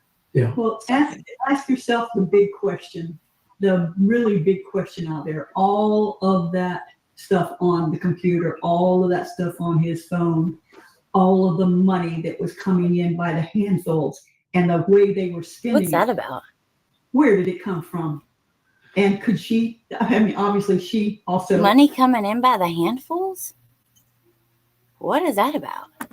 Participated in spending the money. So do you think she was at all culpable? We don't know that. Don't know. We're very suspicious that there was some sort of enterprise going on. And of course, the police won't tell us anything about that. That was one conversation or question I had with them. And it almost sounded like they acknowledged Stephan and eliminated Jen, but something definitely was going on, and I haven't been able to figure that out. But I feel there's something else out there. There's a bigger web, possibly. As far as I know, I mean, that in all the images they have, there's not a single image that I'm aware of where Jen is in it. Look, Lauren and Dr. John have done a really great job at keeping things factual and kind of giving them the facts without being like rude or unkind or, you know what I mean, anything like that, offensive to them. Like as far as the immunity thing goes, Lauren's like, no, she doesn't have immunity. She can be charged if they find evidence other than that one interview. Or here with, Dr. John. From what I've read, everything is perpetrated by Stephan. Right. I think there's definitely a lot of interest in Jen's potential role, and it's certainly something we've raised on our channel in terms of what did she know and what was her involvement. And right now, my presumption is that while she may not have been the best mother, there's not sufficient evidence to really charge her with any crimes at the moment, or to implicate her, in any of the illegal proceedings that we know of. And that's not to say that can't change. Yeah. So at this point, we, I guess the next step is the trial, unless, like I said, another shoe drops, but we're not expecting anything else. Of course, we haven't expected any of this either. So Yes. We just sit and wait for the next wave of information, if there is anything. I still think it's an open investigation to some degree, but to what extent, I don't know. I would like to say something, Please. and that is that for all that I thought that their relationship was toxic, which I did, we loved Maddie. And I liked Jen. I didn't love Jen, but I liked her. And I feel great pain for her having lost this child and her family. I can't put that aside, that she has lost her child. And so for that, my heart goes out to her, and I say prayers for her. I say prayers for Maddie. I say prayers for Stefan. I just, I can't help but have some sympathy. I know that people are upset, and I understand that, but damn, man, they're in an awful position. And again, she did spend time with Maddie. They spent time with Maddie. She says she loves Maddie. It's awful. This is an absolutely awful situation. It really is. All of this, it's just, what started out as going to a birthday party has turned into an absolute nightmare. I wish I was able to prevent him from going, but it was Maddie's birthday, and she that was called an and occasion. asked him to come. So she called and specifically asked him to come. No, yeah. He didn't go. He didn't go to the party. That's the thing. He didn't go, and I don't know if he ever intended to. Oh, you happen to live, we've talked about this, in the same city as the Laundries, the Laundries, Brian Laundrie's parents. Yeah. And people have compared you to them. And I want to point out something that I think is very clear from the FOIA documents, and that is that you've continuously cooperated with police. And I want to point that out, and thank you for that. And while you're unlike the Laundries, right? Could never see Roberta Laundrie handing over evidence the way that Chris did. your voices have sometimes shifted through the process because, as you've stated, you learned things along with the public. You were processing things. I know that since we've been talking to you, and admittedly we have talked to you before this interview, you share different views, and we've watched you sort of progress with the truth and the information that has come out there, just as we have, just as everyone has. And I want to point that out and acknowledge that for you, and see that you're changing your views and you're shifting your views and you're open. You also shared with us something that, I can't even fathom, as you learned about things slowly and were, again, processing and taking this in, and you handed over evidence to police. Here you go. Here's this, here's this hard drive. Take whatever you want. You let them into your home. Police is what I mean. They brought our dogs in. Yeah. I mean, let her finish your thought. okay. No, go ahead. You can interrupt anytime. This is for us to listen to you. I'm not certain if Maddie called him to invite him. I don't think that I could say factually anyways until their call logs and all that stuff is released, which might be at the trial. I don't know. They've released an awful lot so far. All I know is that apparently Jen's mom did not like Stefan at all. So I would be surprised if there were plans for him to actually go. Maybe she called and asked him to come to the house after. I don't know, but yeah, I don't know. Well, what's interesting, like I said, that Wednesday back in February, while I'm waiting to talk to the police, not even sure they're even going to talk to me. The opening conversation was, were you aware that Stefan was in Northport? What exit do you live off of? Do you know that Stefan was in Northport? I go, what? You're serious? I just drove the middle of the night, tucked him into a hotel room. I went to bed, and within an hour, he's out of there. He actually runs to St. Cloud, then he goes to Northport. Yep. And I said, you're kidding me.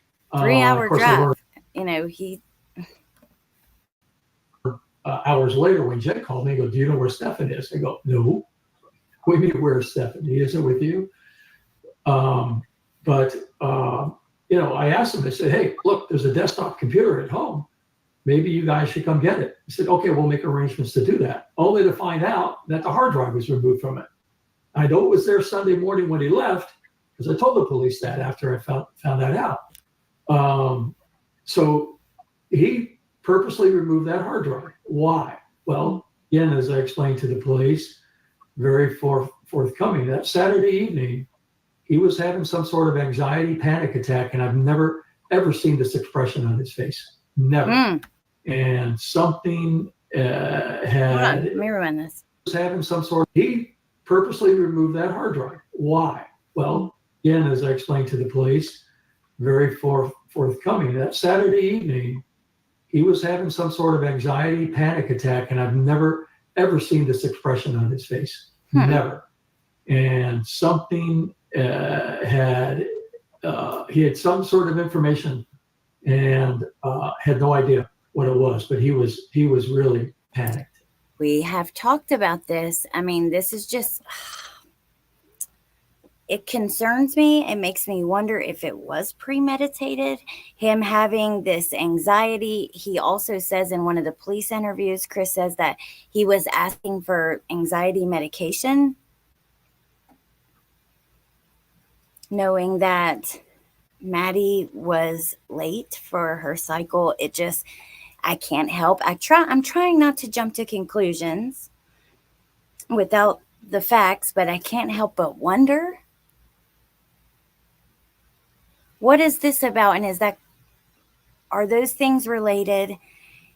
And, I don't know. What is this anxiety about though? I really want to know that. What was going on Saturday for him to be so worried? What information did he have? Like Chris said, he had some sort of information. What? And then to find out that this hard drive was removed. So, we're cleaning out his room a few weeks later, come across this USB drive, 2 of them, as a matter of fact. I put one in both of them computer. One had nothing, just like the evidence shows. The other one, I just hovered my mouse over the fields, didn't see any image, because again, you can't unsee what you see. It's just File names, and just from the description, I said, this is not good. And I texted the detective and told him that I had some evidence to turn over to him. It took them 3 weeks to come collect it. Matter of fact, I had to remind them I had this and that it was sitting here waiting for them to come collect. And then to learn later in July, when I had a conversation with them before this information was dumped out, that there were 35,000 images on that USB drive. And I couldn't believe it. It's unbelievable. I mean, he had to get access to a data dump of some sort, but it's just unbelievable. And why did he have possession of something like that? But every time we found evidence, I immediately notified the police. I mean, We didn't want it in the house. It was toxic. yeah, didn't want it in the house, but at the same time, we didn't want any appearances of being complicit and trying to cover anything up. We were, at this point, you know, we weren't interested, and we wanted the truth out there. Yeah, I remember you sharing that, discovering that 30 over, I just can't even imagine how many images, and learning, right, that Stefan. Tess, thank you so much. Thank you for exemplifying ethical true crime. Oh, thank you. I appreciate you so much for many different things. Thank you. All right. And had this in his possession, and I can couldn't only imagine. I didn't even know you Whoa, hold on. whole 35,000.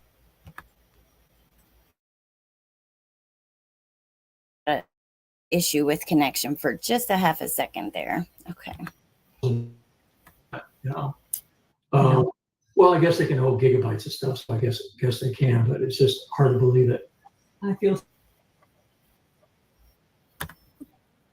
every single image. And the detective, I feel sorry for them too. I cannot imagine having to be an officer in many of these cases. You know, imagine having to go through these photos of Maddie. Imagine having to be on the scene when Chad Doerman took the life of Hunter Chase and Clayton Doerman. I cannot.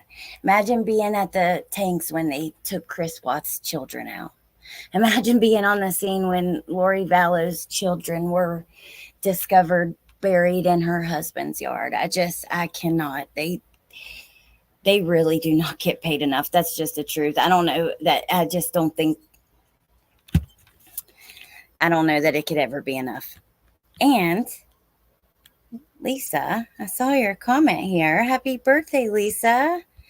And which I was going to tell you that because I had a text that I was saving till the end, but I didn't see Cinder's comment. So happy birthday to you too. And I can't find it right now. Oh, here we go.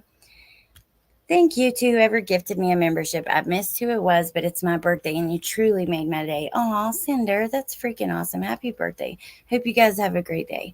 I know this is not super, it's not happy stuff to talk about, but it is important, so I hope you guys have a lovely day. Nicole, exactly. Idaho 4. Imagine. Oh my God almighty. Oh, how horrific. You could never get that out of your mind. Even like as far as with the Watts case, those officers have spoken out about how they've had to have therapy and stuff afterwards. All right, you guys, we're almost done. We got a little ways to go, but not too far. I do want to listen to the ending of this, so let's try. Detectives did. Yep. I mean, how do they unsee that stuff? How do they even? I feel like I need to give prayers for them. They really, that had to have been so hard, and people who said that he should have thrown Maddie in a lake and let the alligators eat her, or throw in the woods and let bears eat her, or whatever. I don't think that he did that. I think he was careful in placing her where she would be found quickly. I think somewhere deep down inside, he did not want her out there very long. I went to bed, and Debbie went to bed that Monday night. Okay, that's obviously a mother's love, like making her delusional. I mean, in my opinion, I don't think he placed her somewhere to intentionally be found quickly. That's just, like I said, yeah, I personally don't believe that. I was kind of shocked when I heard that, but being his mom, I guess it makes sense. But the supposed disappearance happened, and Stephan describing trafficking and what have you, I went to bed thinking the worst, that she's in a shipping container, crammed full of other kids, and going to be deprived of food and water and access to the bathroom for days on end and what have you. That was the impression I was left with Monday evening, and then carry it over into Tuesday and even later into that night, and not discovering until much later that it was all made up and that there was something more serious involved. I mean, really ticked me off. Not only that, but it caused us high anxiety, which we don't need in our condition. And that was what I was doing out there screaming at God. Why? Why would you do this? I am a Christian. I don't know that I'm a great Christian, but I am a Christian, and I do love people. I just don't understand them all the time. But I do have empathy for them, and I do, even these people who have sent me some ugly things. I know it's probably hard for anybody to believe that I would actually say prayers to these people, but I think something triggered them, maybe something in their background, in their life that was similar. And I feel so bad for them that they see these things and then they relive it. Absolutely. I can't imagine it. Absolutely. There are so many survivors in these chats every day. Look, there are so many survivors in this world. That's just the unfortunate truth. So Broken Justice, I don't know what you want me to explain about the birthday party, but I will kind of just so Maddie was actually born on February the 22nd. She had her birthday party on Sunday, the 25th. She went missing the next day, Monday, the 26th. Her birthday party was at her grandma's house, and apparently and that's her mom's mom, and apparently she didn't care for Stefan. And Jen's ex-husband said that the family can be difficult to deal with at times. I don't know why Stefan didn't go, but Jen also didn't go. And many people wondered why. For a long time, she wasn't at her daughter's birthday, but we know now that she was working. So just if that explains, maybe if you were questioning the timeline or whatever. I know what it feels like to feel helpless. Do you feel that, so setting aside Jen's responsibility, that's still unknown, right? We can speculate, as you said, we're speculating, we don't know. Do you feel, though, that Stefan manipulated Jen? I think they manipulated each other. Yes. Yeah. They manipulated. She was. Based on his actions, that Monday morning, he certainly knew how to manipulate her. I mean, going in to collect the dog, making sure she didn't come out of the bedroom. He's got Maddie up hours ahead of school. School didn't start till 9:38. He's got her up at 7. Right. Yeah, makes no sense. Okay, so this interview was posted yesterday. However, I don't know when it happened. Obviously, after a lot of the evidence has been released, but I don't know that they said exactly when this took place. He's going out the door at 7:30. What's he going to do for 2 hours? I mean, when you see this timeline of stuff, and he goes, "Oh my God!" But again, taking the steps necessary to preserve, his privacy or his actions, and going in and collecting the dog, taking the dog out. And, hey, Jen, do you go back to bed? Oh, okay, thanks, appreciate it. Definitely wanted to keep her where she was at. It was underhanded, sneaky. I mean, Lauren, if it's, I pray to God that it was an accident, that he got mad and that it was an accident. Because he didn't know it had gone that far. Sure. Because he did tell us that he put her, she went to bed, and that when he went out to walk around and blow off some steam, he came back and to check on her, and she was cold. He said he discovered her. Okay, so. Don't know if that's the truth. Yeah, we don't know if that's the truth. Oh, good God Almighty. Now, that's not even why I wanted to play this. I just wanted you guys to hear what he told his parents. Let's hear that again, though. I'm going to rewind about 20 seconds. Maybe 30. Okay. Sneaky. I mean, Lauren, if it's, I pray to God that it was an accident, that he got mad and that it was an accident. Because he Sure. had really gone that far. Sure. Because he did tell us that he put her, she went to bed, and that when he went out to walk around and blow off some steam, he came back and to check on her, and she was cold. He said he discovered her. Okay, so Don't know if that's the truth. yeah, that's the truth. Don't know if anything's the truth, but It's what he told you. Yeah. He told his parents. He went, oh my Jesus God. Oh Lord, that just, it infuriates me. 2 times. Lily, that's interesting.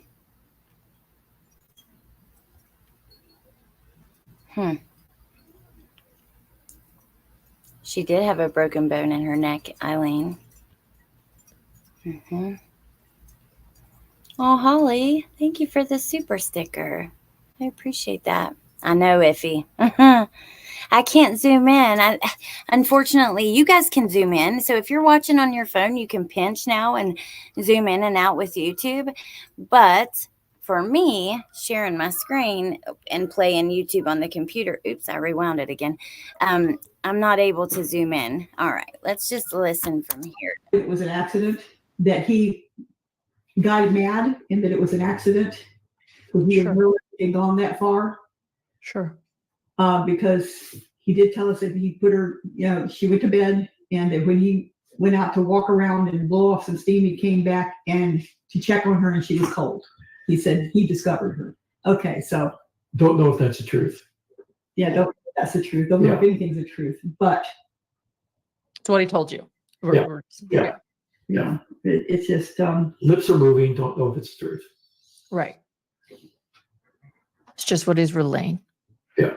And I'm sure you do a lot right now to protect and process what happened. I guess, do you have anything else, John, to say when it comes to this, or could I? You and I, we've talked about this on previous shows, but I can come up with plenty of scenarios where it seems like a very logical explanation to say it's an accident. It at least as much as saying it's premeditated. So yeah, I don't think it's clear cut. I mean, Stefan knows. Stefan knows. Yeah, Stefan knows. We don't. Whether or not he's telling us, we don't know. Yeah, whether he'll ever tell us the truth, who knows, right? But I presume if somebody's going to find out, it would be you two. Yeah. So, but I don't think he wants to put himself in a bad light with us. I think he wants to preserve some sort of image of himself as being culpable, but not completely culpable. Yes. Thank you. At least she sees that, right? He's trying to present himself in a way of being culpable, but not completely culpable, trying to preserve any, I mean, he makes me sick. Any,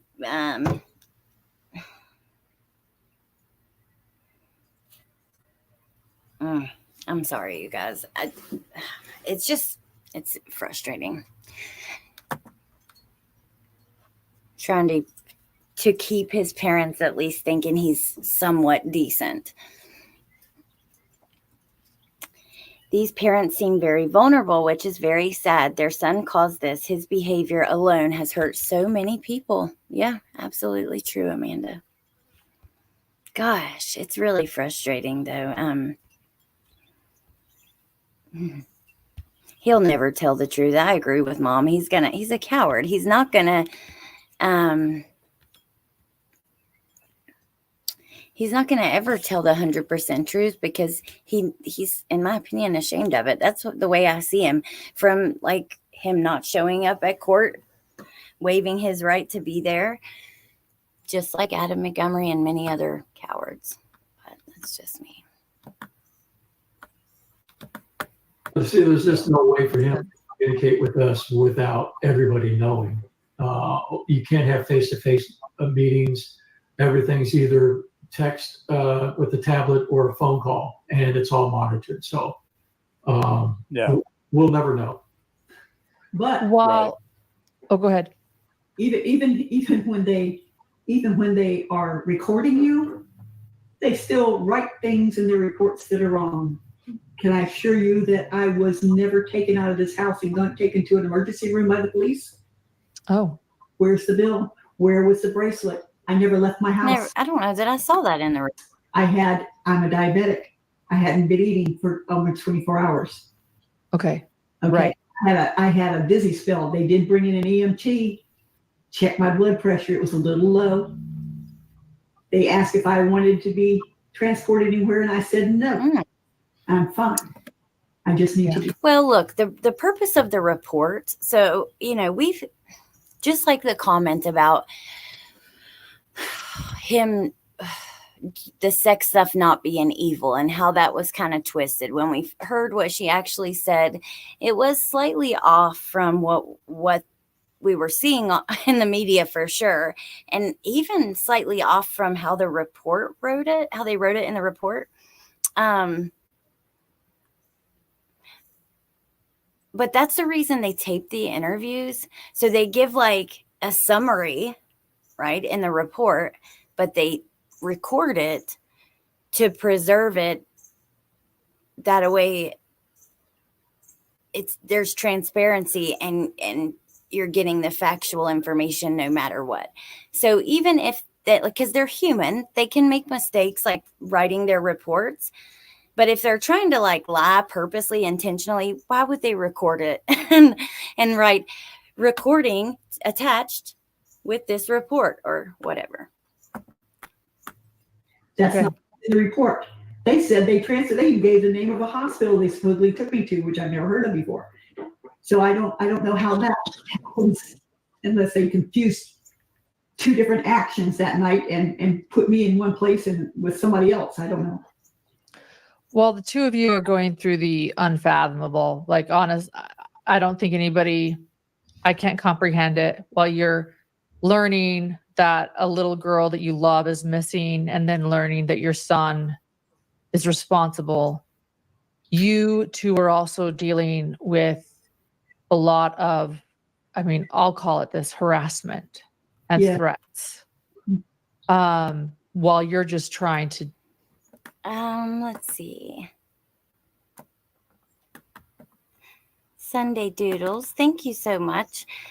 She says, what color for Maddie? Was it purple? I don't know. My brain is not working. I'm not sure, but thank you so much.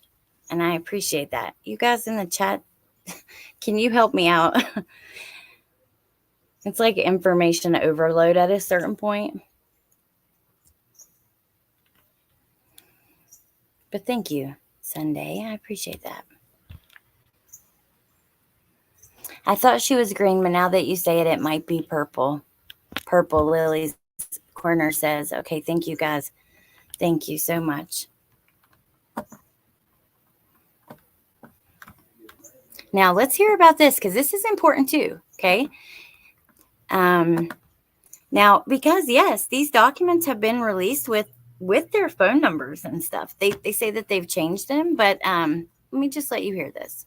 Purple was her favorite color, I believe. Purple and green. I think it was purple and green.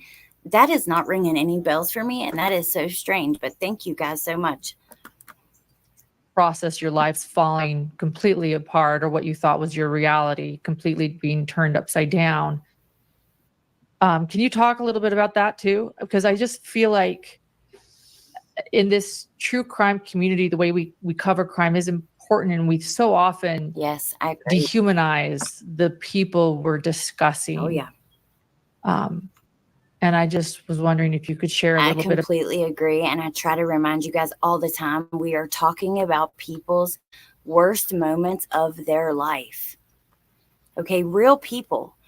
Whether it's the parents of a missing child, the parents of a suspect, the parents of a victim, the victim, most importantly. And this is something, at least on my channel, I really always try to keep in mind and try to remind you guys pretty much every live, or and any time that it's relevant to say, like, these are real people. They're not perfect. Now, try to give grace when you can, not to Stefan, but about what you two have been dealing with. Well, like I said, there's not a day that doesn't go by that we don't think about Maddie, and certainly we wonder about Stefan, and we wonder if we'll ever know the reason how and why this came about. When did this start? How he got to this point? Why he didn't feel the need to come to us and tell us that he had a problem? That's not the question. What's the question? The question is how we're dealing with the harassment. And The only place I remember hearing about her favorite color was from the teacher. I remember this coming up, but I don't even remember what they said now at this point. Like I said, I think it's information overload with so much. It's hard to organize it all in your mind. But okay, I'm the one that's getting the harassment. Okay.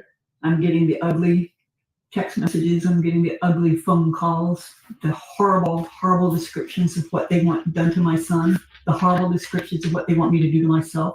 They suggested several ways I can kill myself. One woman was it was funny actually. She sent me a text and says, "Deborah, there's a man in the woods." I'm sure that was supposed to scare me, like there's somebody out there, taking going to take pot shot at me. Well, good luck. But because I'm from the South, I guess I have a wacky sense of humor, but I wanted to send her a text back that says, "Sweetheart, this is the South. There's always men in the woods. We don't know what they're doing. They're pissing, they're spitting, they're shooting. I don't know what they're doing, but they're in the woods. So if you thought you were scaring me, no." But yeah, people trying to scare you. Wow. Yes, we have people saying that they're going to come down here. We have people saying that there is absolutely nothing that makes that okay. And I don't believe anybody in that hangs out in my chat would ever do something like that. I would hope and pray that you guys wouldn't. I don't think you would, because I feel like I know you guys. Hell, I do. We spend every day together, right? At least a couple hours every day. We become friends. Now, sure, like today, there's more people in here than usual on a random day. Wow, 666 in here right now.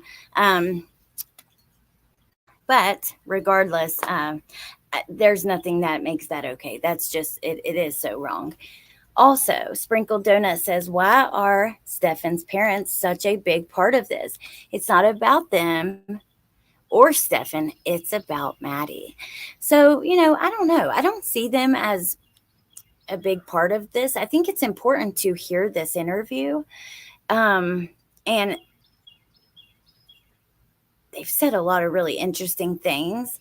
I think everyone plays their role, right, in this situation, but you are 100% right. It is about Maddie.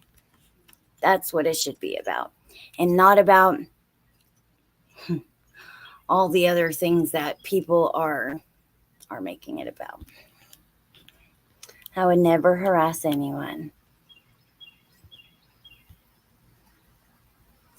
Oh, I'm so sorry I'm not buying it. My son recently passed. At first, I wouldn't hear a bad word about him. But in reality, he was a bit of a shit. But he was my son. Wait, I'm so sorry you lost your son. I'm not buying it. That's all. Absolutely awful.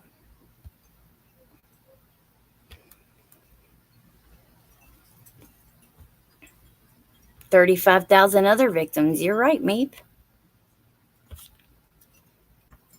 I just think they've been part of this evidence release, and they felt the need to speak out because people were talking about their interviews and stuff, and they do play a role in the investigation, a pretty important one, especially with Dad turning in the evidence against his own son, which is a big deal, and it was the right thing to do. What they would like to see happen to me, and then have graphic descriptions of what they want to see happen to Stefan. Male and females do this. It's not that, and they can get to us no matter where, because every time we do something like change our phone number, then they dox us again on YouTube and give us the new phone numbers. So, how many times do you have to change your phone number and your business cards? Gosh. What do we have to do? Do we have to live in no one should be calling them, even if you do come across their number in the files. Also with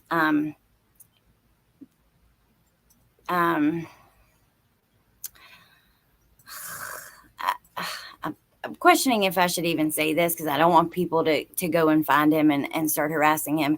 But, you know, it's out there, and we've talked about it. If you do real estate or you sell dogs or anything like that, and you have to advertise your number, that's another way that people will find it. And regardless of how you come across it, don't be calling them, you know. But In self-confinement all the time, afraid to even go to the grocery store because somebody might walk up to me in a parking lot and accost me. Is somebody following us as we go around and we don't know? Cars parked around. We don't know if somebody's hiding in them watching us. Chris walked up the other day and there was a person out front with a cell phone taking pictures of our house. So, you know, wow. Said he was, what did he say he was? He was taking some B-roll for somebody. Where B-roll is, taking B-roll for a television show, I guess. Yeah. But Yeah, we're not. Wow. Okay. So yeah, they were taking photos to like show in the background while they were doing a documentary or whatever to show in whatever they're planning to put together. The story, we're not the face of this. You know, like I said, we're just as shocked by all of this, and we know as much as the public knows, no more and no less, whatever's out there. And if we've missed something in some of these reports, well, again, as I said, we've seen enough evidence to convince ourselves that Stefan did this and was involved. We're not denying that. I'll admit that I didn't believe it at first. I didn't. I do. And I'm not making excuses for him. But Understandably, your son, you know, a lot of people have kids that are into drugs or, you know, might have issues along the way, whatever they may be, dishonesty and, you know, just different issues that Stefan may have had. But going from that to what he did, you know, it would be hard to comprehend that your loved one could hurt a child in this way. I could not imagine anyone I know doing something like that, right? So it would be really hard as a mom to take that in. And I just want to remind you guys, we're almost done. We have about 7 minutes left, but we didn't play the whole video. So there was about 45 minutes, a whole chunk that we skipped over. The link is in the description. So if you want to watch it in full, please go check it out at their, you know, on their channel. And yeah, the mods have been dropping it in the chat as well. And I've dropped it along the way.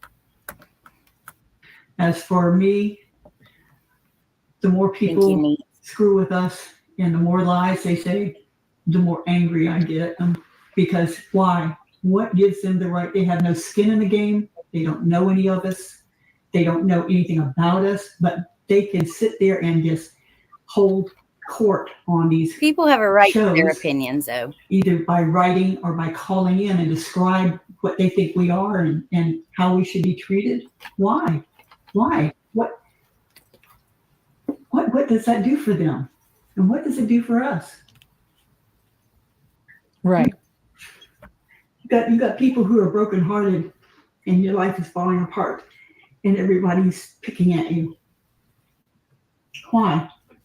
Why are people so mean? Why are they so vindictive? And why are they so ugly about it? I don't understand that. We don't do that to people. We wouldn't do it to somebody else. You think we live here where the Landrys are? Do you think we went and harassed the Landrys? Said, why did you do this? Why did you help him get away? Why did you do that? You know, didn't you know what was going on? No, it's none of our business. Well, it's none of their business about us either. That's the whole thing. Yeah. But they're so attracted to it and they're so inflamed by what they hear on the YouTube channels, and they're allowed just free reign. No, people are not attracted to it. Listen, I understand it must be so hard to hear some incredibly cruel things said about your son and these folks as well, you guys. But people have a right to their opinions, and they are very upset at what Maddie went through. As we go through the evidence that has been released, it's horrific. I've talked to you guys so much about how, like, I find myself thinking about it all the time. When you read the descriptions of some of these photos and videos, how about the one that says, you know, she's a little girl watching TV in this video, and he's telling her that, or no, she's watching the phone, but he tells her she's not going to be able to watch cartoons if she doesn't put his thing in her mouth for 3 seconds. You read that, people are pissed. Understandably. And we all have a right to our opinions. That's the great thing about where we live in the United States. However, that doesn't mean we have a right to harass people, to blame them for things that they have no control over, to show up at their homes, to leave them threatening messages, you know, and I know you guys know that, but. And somebody said that we put in a complaint against YouTube, and we didn't have enough done anything like that. We believe in the First Amendment and the Second Amendment. You know, is freedom of speech, but by the same choice or chance, you can't scream fire in a crowded room. That's against the law. Well, why would you turn somebody? Why would you paint a target on my back, on my husband's back? Why? What good does that do? You're not punishing the perpetrator. You're punishing people who had nothing to do with it. And okay, so Cinder says, Alex, people wore lavender and green at her vigil because it was her favorite color. This is reported by WESH. Thank you. And Kathy, thank you for the super chat. Some of this may be an unconscious projection by the parents. They couldn't help Maddie either. It's possible. I mean, she seems to care about Maddie. She got emotional talking about her. But I don't want to let this part go unnoticed. She claims, TCAP. So there was another channel who had posted the interview of Chris with detectives from July of this year. So a few months had went by since Stefan was arrested and he spoke with police. This is the interview where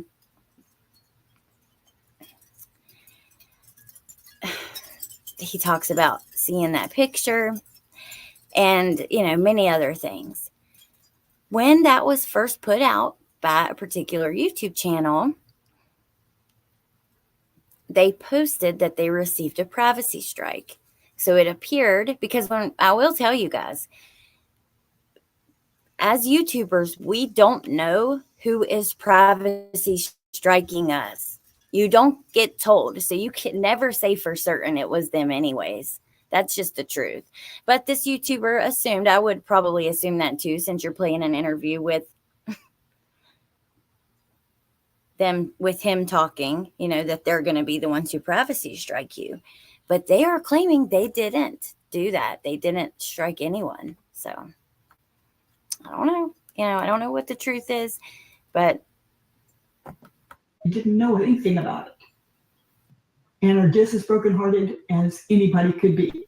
Maybe more so, because we actually knew these people and lived with them. These other people don't. They have no idea who we are. Well, hopefully today will help with some clarification and some I understanding. didn't see him say it was a troll account. All I saw was his post saying that they privacy struck him. I don't know. Of your story and your situation. I don't want and so I don't. Fear is a very potent toxin, right? You don't know how that toxin is going to affect people, but you're seeing it. Unfortunately, I think you're seeing it day to day. Yeah. And I can't imagine how difficult it must be to deal with just an unimaginable grief, and at the same time to go through the harassment and all the things you're going through. That must be just a really difficult combination to deal with. So I feel for you guys. I sought help. I went to see a counselor, and I saw Okay. about 6 weeks. And then I One finally, second, cousin. just on the last visit, I said, this isn't working out for us because you're not listening to me. You're falling asleep when I'm talking. And it gives me a bad taste in my mouth about counselors. Are you just nothing but a paycheck to them? And I went there for help because I am dealing with my own depression. So it gives me a bad taste in my mouth about counselors. Are you just nothing but a paycheck to them? And I went there for help because I am dealing with my own To depression. do that, I was looking. So Yeah. And I commend Right. you for seeking help, whether or not this was the right counselor for you. It sounds like it is definitely not, but just to go and to seek that help is difficult, and I commend you for that. thank you. I hope that we can find something better. I'm Now, sorry. I wish I could find somebody that. I don't want to cut this off. We have 4 minutes left, and you really need to hear the end because I was looking at the transcript, just making sure before I ended it, we don't miss anything because they thank them for their professionalism and how they run their channel, and they appreciate that. And let's see.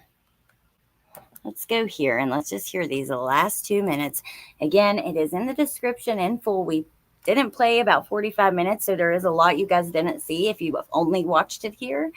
But this part, I want you to hear.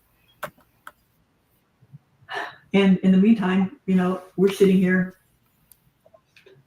being told, don't answer any of these, don't contact any of these people, don't try to refute it because you just make it worse. Hmm. Yeah. The attorney told us that, said, shh, just be quiet. Don't try to stand up for yourself. Well, I'm not real good at not standing up for myself, but I've taken it for a long time now, and frankly, we're tired of it. Don't blame me. Understandably. Mm-hmm. Well, yeah. Thank you for allowing us to listen, and your voices. Every voice deserves to be heard and to listen to. Is there anything else you two feel like you want to share right now? I am afraid that we will pass before Stefan does. And I worry about that. I worry about who will take care of him. I worry about who's going to bury him. And that bothers me. We're too old to go through this crap. We are too old and too beat up.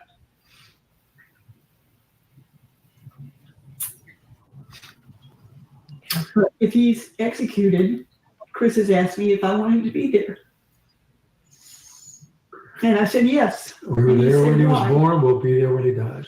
I want him to know that there are 2 people in that room that are going to be sad when he's gone. And then we will send him with love. Oh, I'm done. all right, you guys. Whew, that brought tears to my eyes. That was sad, and I wanted y'all to see that because these parents didn't take Maddie's life. And, I know that what they're saying doesn't always sound great. It doesn't sound perfect. Doesn't sound how we want it to sound. But, ooh, I can't help but have sympathy for her talking about watching her son being executed. Because as a mom, she didn't do this. Could they have done certain things better? We all can. I don't know. It's interesting, right? Because he's probably going to be put to death. I hope that he is. Lisa said that pissed me off. That wasn't sad. It was sad for me watching her cry about, and hearing Dad say, we were there when he's born. We'll be there when he dies. I don't know. Just felt it in my chest. So anyways, and you guys are free to feel however you feel. And I understand all opinions. I totally do. Trace says, no, but they've done their fair share of blaming Jen and even Maddie. It's not Maddie's fault he was sleeping in bed with her. And this woman said that he should lock the door to keep Maddie away.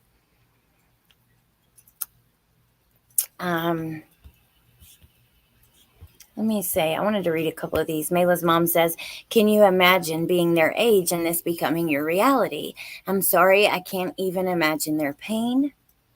Aries girl says, for once, I'd like to see parents come out and say they do not support and lock up and throw away the key to this kind of egregious behavior. I'd have mad respect for that.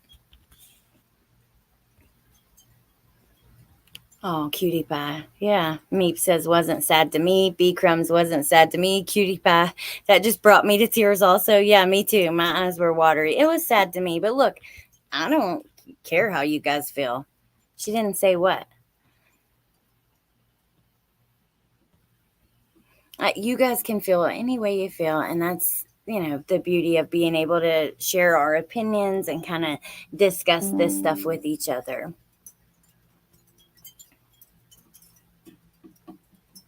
Mo, it wasn't sad to me either, and I kind of feel bad about that, to be honest. Well, don't feel bad. It is what it is. Not sad, sorry. Why are people so hateful to the parents? They may change their positions before it's over. It takes time. It was sad. Neat says, I thought it was sad. It was sad to me. How horrible. What a thought. Wasn't sad to me either. Nicole, thank you for covering this, Amy. Always good conversation here. Much appreciated. Well, thank you for being here. I don't give a F about these monster makers, and I won't until they stop minimizing, blame shifting, and making excuses. Well, even though, I can see that too, because he told us that he came back and she was cold, but we don't know if that's true. No, it's not true. We do know it's not true. We certainly know it's not true. Come on now. But look, it is what it is. It may take some time, like some of you guys are saying, but Sprinkled Donut says Maddie was the victim, not their son, period. Aries girl says, I'm not hateful. I just don't buy what they're selling. Amy did a great job. You guys are funny. Aw, Hidden True Crime, thank you. Thanks for sharing your feelings on the interview. We understand all opinions, differing feelings too. Thank you so much for stopping by. I really appreciate that. And thank you for conducting this in such a respectful manner and everything on the channel. And yeah, I appreciate it so much. You guys, don't forget, go watch the full thing. It's in the description. There's a lot more to discuss with this case, including his interrogation, which will be the next thing we go over, or one of his interviews right before his arrest, the video that was just released. Please go check out the channel in the description. This is all their work. All we're doing is giving our opinions on it, commentary, that kind of thing. And yeah, I just appreciate you guys being here. I understand all of you guys. I do, because I have moments where I get super mad, super upset, super frustrated with not only the case, the coverage, all of it, right? So all opinions are welcome. Thank you for being here. Please feel free to leave more in the comments. Like I said, don't forget to go check out the interview in full. And thank them for giving us something to discuss today. I hope you guys have a lovely day. It's hot here again, and I'm about to go swimming. Summer is over, and I'm so sad about it, but I'm going to take every last second I can, and I have to do something to get this off my brain. And even so, it's still not going to come off of my brain. Like, I don't know. It's tough. But yeah, thank you to the mods. Thank you to the chat. I appreciate you guys sharing your thoughts. You guys mean so much to me. And I hope you have a lovely day. And I'll see you soon. Bye.